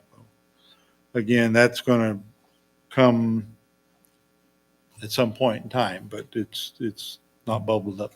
Okay, costs have significantly increased because we're doing Woodlawn, including the intersection for the 10 million about, right? Yeah, it's going to be. I think Ann's done these projections based upon some inflation stuff and some things she's seen in bid tabs and stuff. So I think that's why that is. I mean, we know these are a few years out, so we know there's going to be more inflation involved. And they do have to be, again, these have to meet those federal funding requirements for the pay scales that the contractors are paid. Now, the approved contractors with KDOT all meet that requirement, but you couldn't hire, and I'm not demeaning them, but you couldn't hire a PPJ because they don't meet that requirement.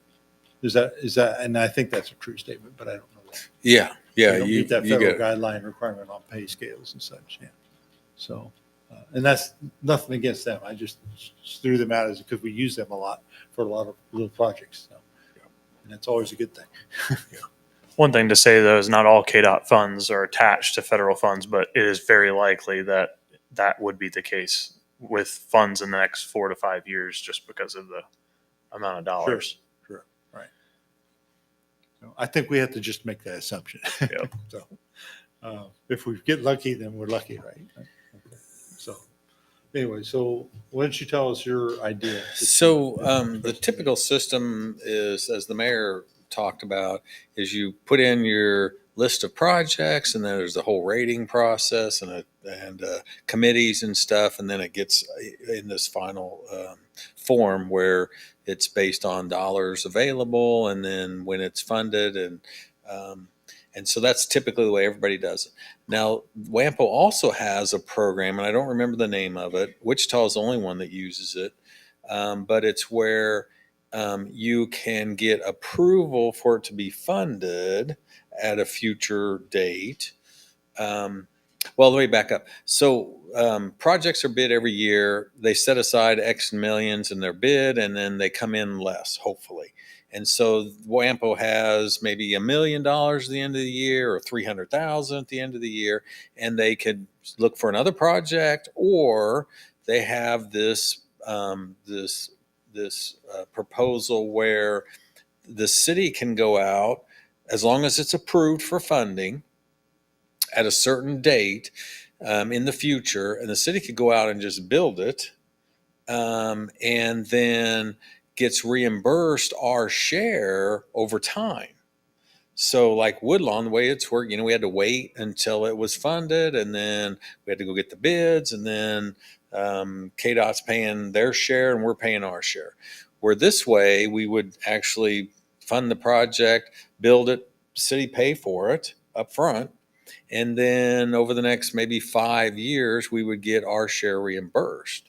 Now, I think it's something that we seriously look at to maybe get it done quicker. But we'll have to, Ted and I will have to visit with our bond counsel to see, okay, what are our options on borrowing the money and then paying it off in 5 years instead of 20. And then, what's the process to get it approved through RAMPO so that we are comfortable that, okay, over the next 5 years it's approved and we will get our share. It's not, we build it and hope we get our share. So I'd like to investigate that if you feel comfortable with kind of the way it works. And then I'll bring that back to you on, hey, I think this would work. This is how it would work. And then maybe we could get it done quicker than waiting till 2024 or 5 or whatever. Who knows how long we have to wait. So it's an option. They told us about it. A lot of smaller cities, even us, don't like that because you have to go out and borrow $12 million to build it and then get your money back over time. But if we're open to that, we might be able to get it done quicker rather than waiting. Do we still have to meet the KDOT guidelines and the minimum wages? And are we still eligible for federal funding if we go that route? And that's what I have to get figured out. And because that may still be a requirement that we go through KDOT and everything through the construction process, and then we just get our share later on. But we still have to meet that criteria. I need to find that out.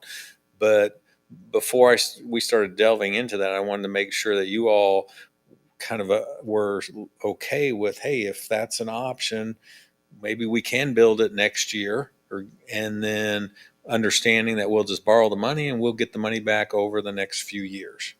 But if you say, no, we want to wait till it's funded and WAMPO says, here's your 10 million, and that may be 2026, then we can do that. It's whatever you're comfortable of. So some things to just keep in mind about this road, especially from Edgemore to Woodlawn, that road is in really poor shape. We got to do something with it. If we don't do something like this, we probably need to do a mill and overlay or something to fix that road because it's in that poor shape. As soon as the Woodlands project's done, we need to come right back behind it and do something there. There's another thought I had, but I forgot what it is. So somebody else have a question? Go ahead. Mayor, it's definitely not. I agree. I've been kind of watching it, and I think it's going to continue to get worse until the Woodlawn project's done. And then I don't think it feels like it's not. And Ann can speak to this, but it feels like it's maybe getting past the point of preservation, which is concerning because eventually that's going to start costing a lot of time and energy of public works to keep potholes filled. I agree with the mayor. I would be in favor of moving forward for sure on spending money to start engineering. So no matter what route we go, if we have the engineering, we have a better chance at a grant if we do end up falling into an opportunity of a grant. And if we don't do a grant or we decide to do a financing situation, we are prepared to move. So either way, it makes sense to me to make that investment. And the other thought I had, you reminded me, was that I don't want to do like we did with Woodlawn. We postponed that project for at least 10, maybe 20 years with WAMPO. And that was just like, wow, let's not do that with this one. When that money is available, one way or the other, I want us to be ready to go and do it and not postpone it. Now, I don't have the crystal ball of what's going to happen with the economy or any of those things. I get that those things are risk, but I think we need to be a lot more proactive than the city was able to be in times past. One other issue, if we were to pay for this up front, it would pretty much stop us from any other major road project until we got that paid down because of our borrowing limits. It could. It depends on how long we have to wait. Because we could do a 3-year temp note and not have to pay anything. So the question that I have to ask is, is it guaranteed that we'll get it within 3 years, or is it guaranteed we'll get it within 7 years? Right. And then when they give us that number, then we need Ted all that and his information. folks can say we can do it, or they do balloon payments. I'm all for you looking into it more, but I just want to be cautious. Yeah. Oh, yeah. It's a good question. I got a rating call next week, so I'm preparing for that. And our total valuation went up $8 million this year from last year to this year. They make you report number of permits, value of the permits. Around 30 million last year, up to 40 million right this year. So if you think about the growth pattern we're going to have as they build all these houses, that's going to mean a lot in the next 5 to 10 years. Now, what we do with it, the opportunity that it provides is going to be very important for us. But as far as planning for the future, some of these bigger expenses, I think a lot of that growth can go towards those types of things. So that's just kind of the positive side of growth. We can start planning for bigger projects without worrying as much because we know the growth is going to happen. And that's where I really want to be cautious. Of course, but you're talking a I don't want to lot. assume that growth is going to continue just because it's been great for 3 years. And that's permits pulled. So, yeah. Yeah.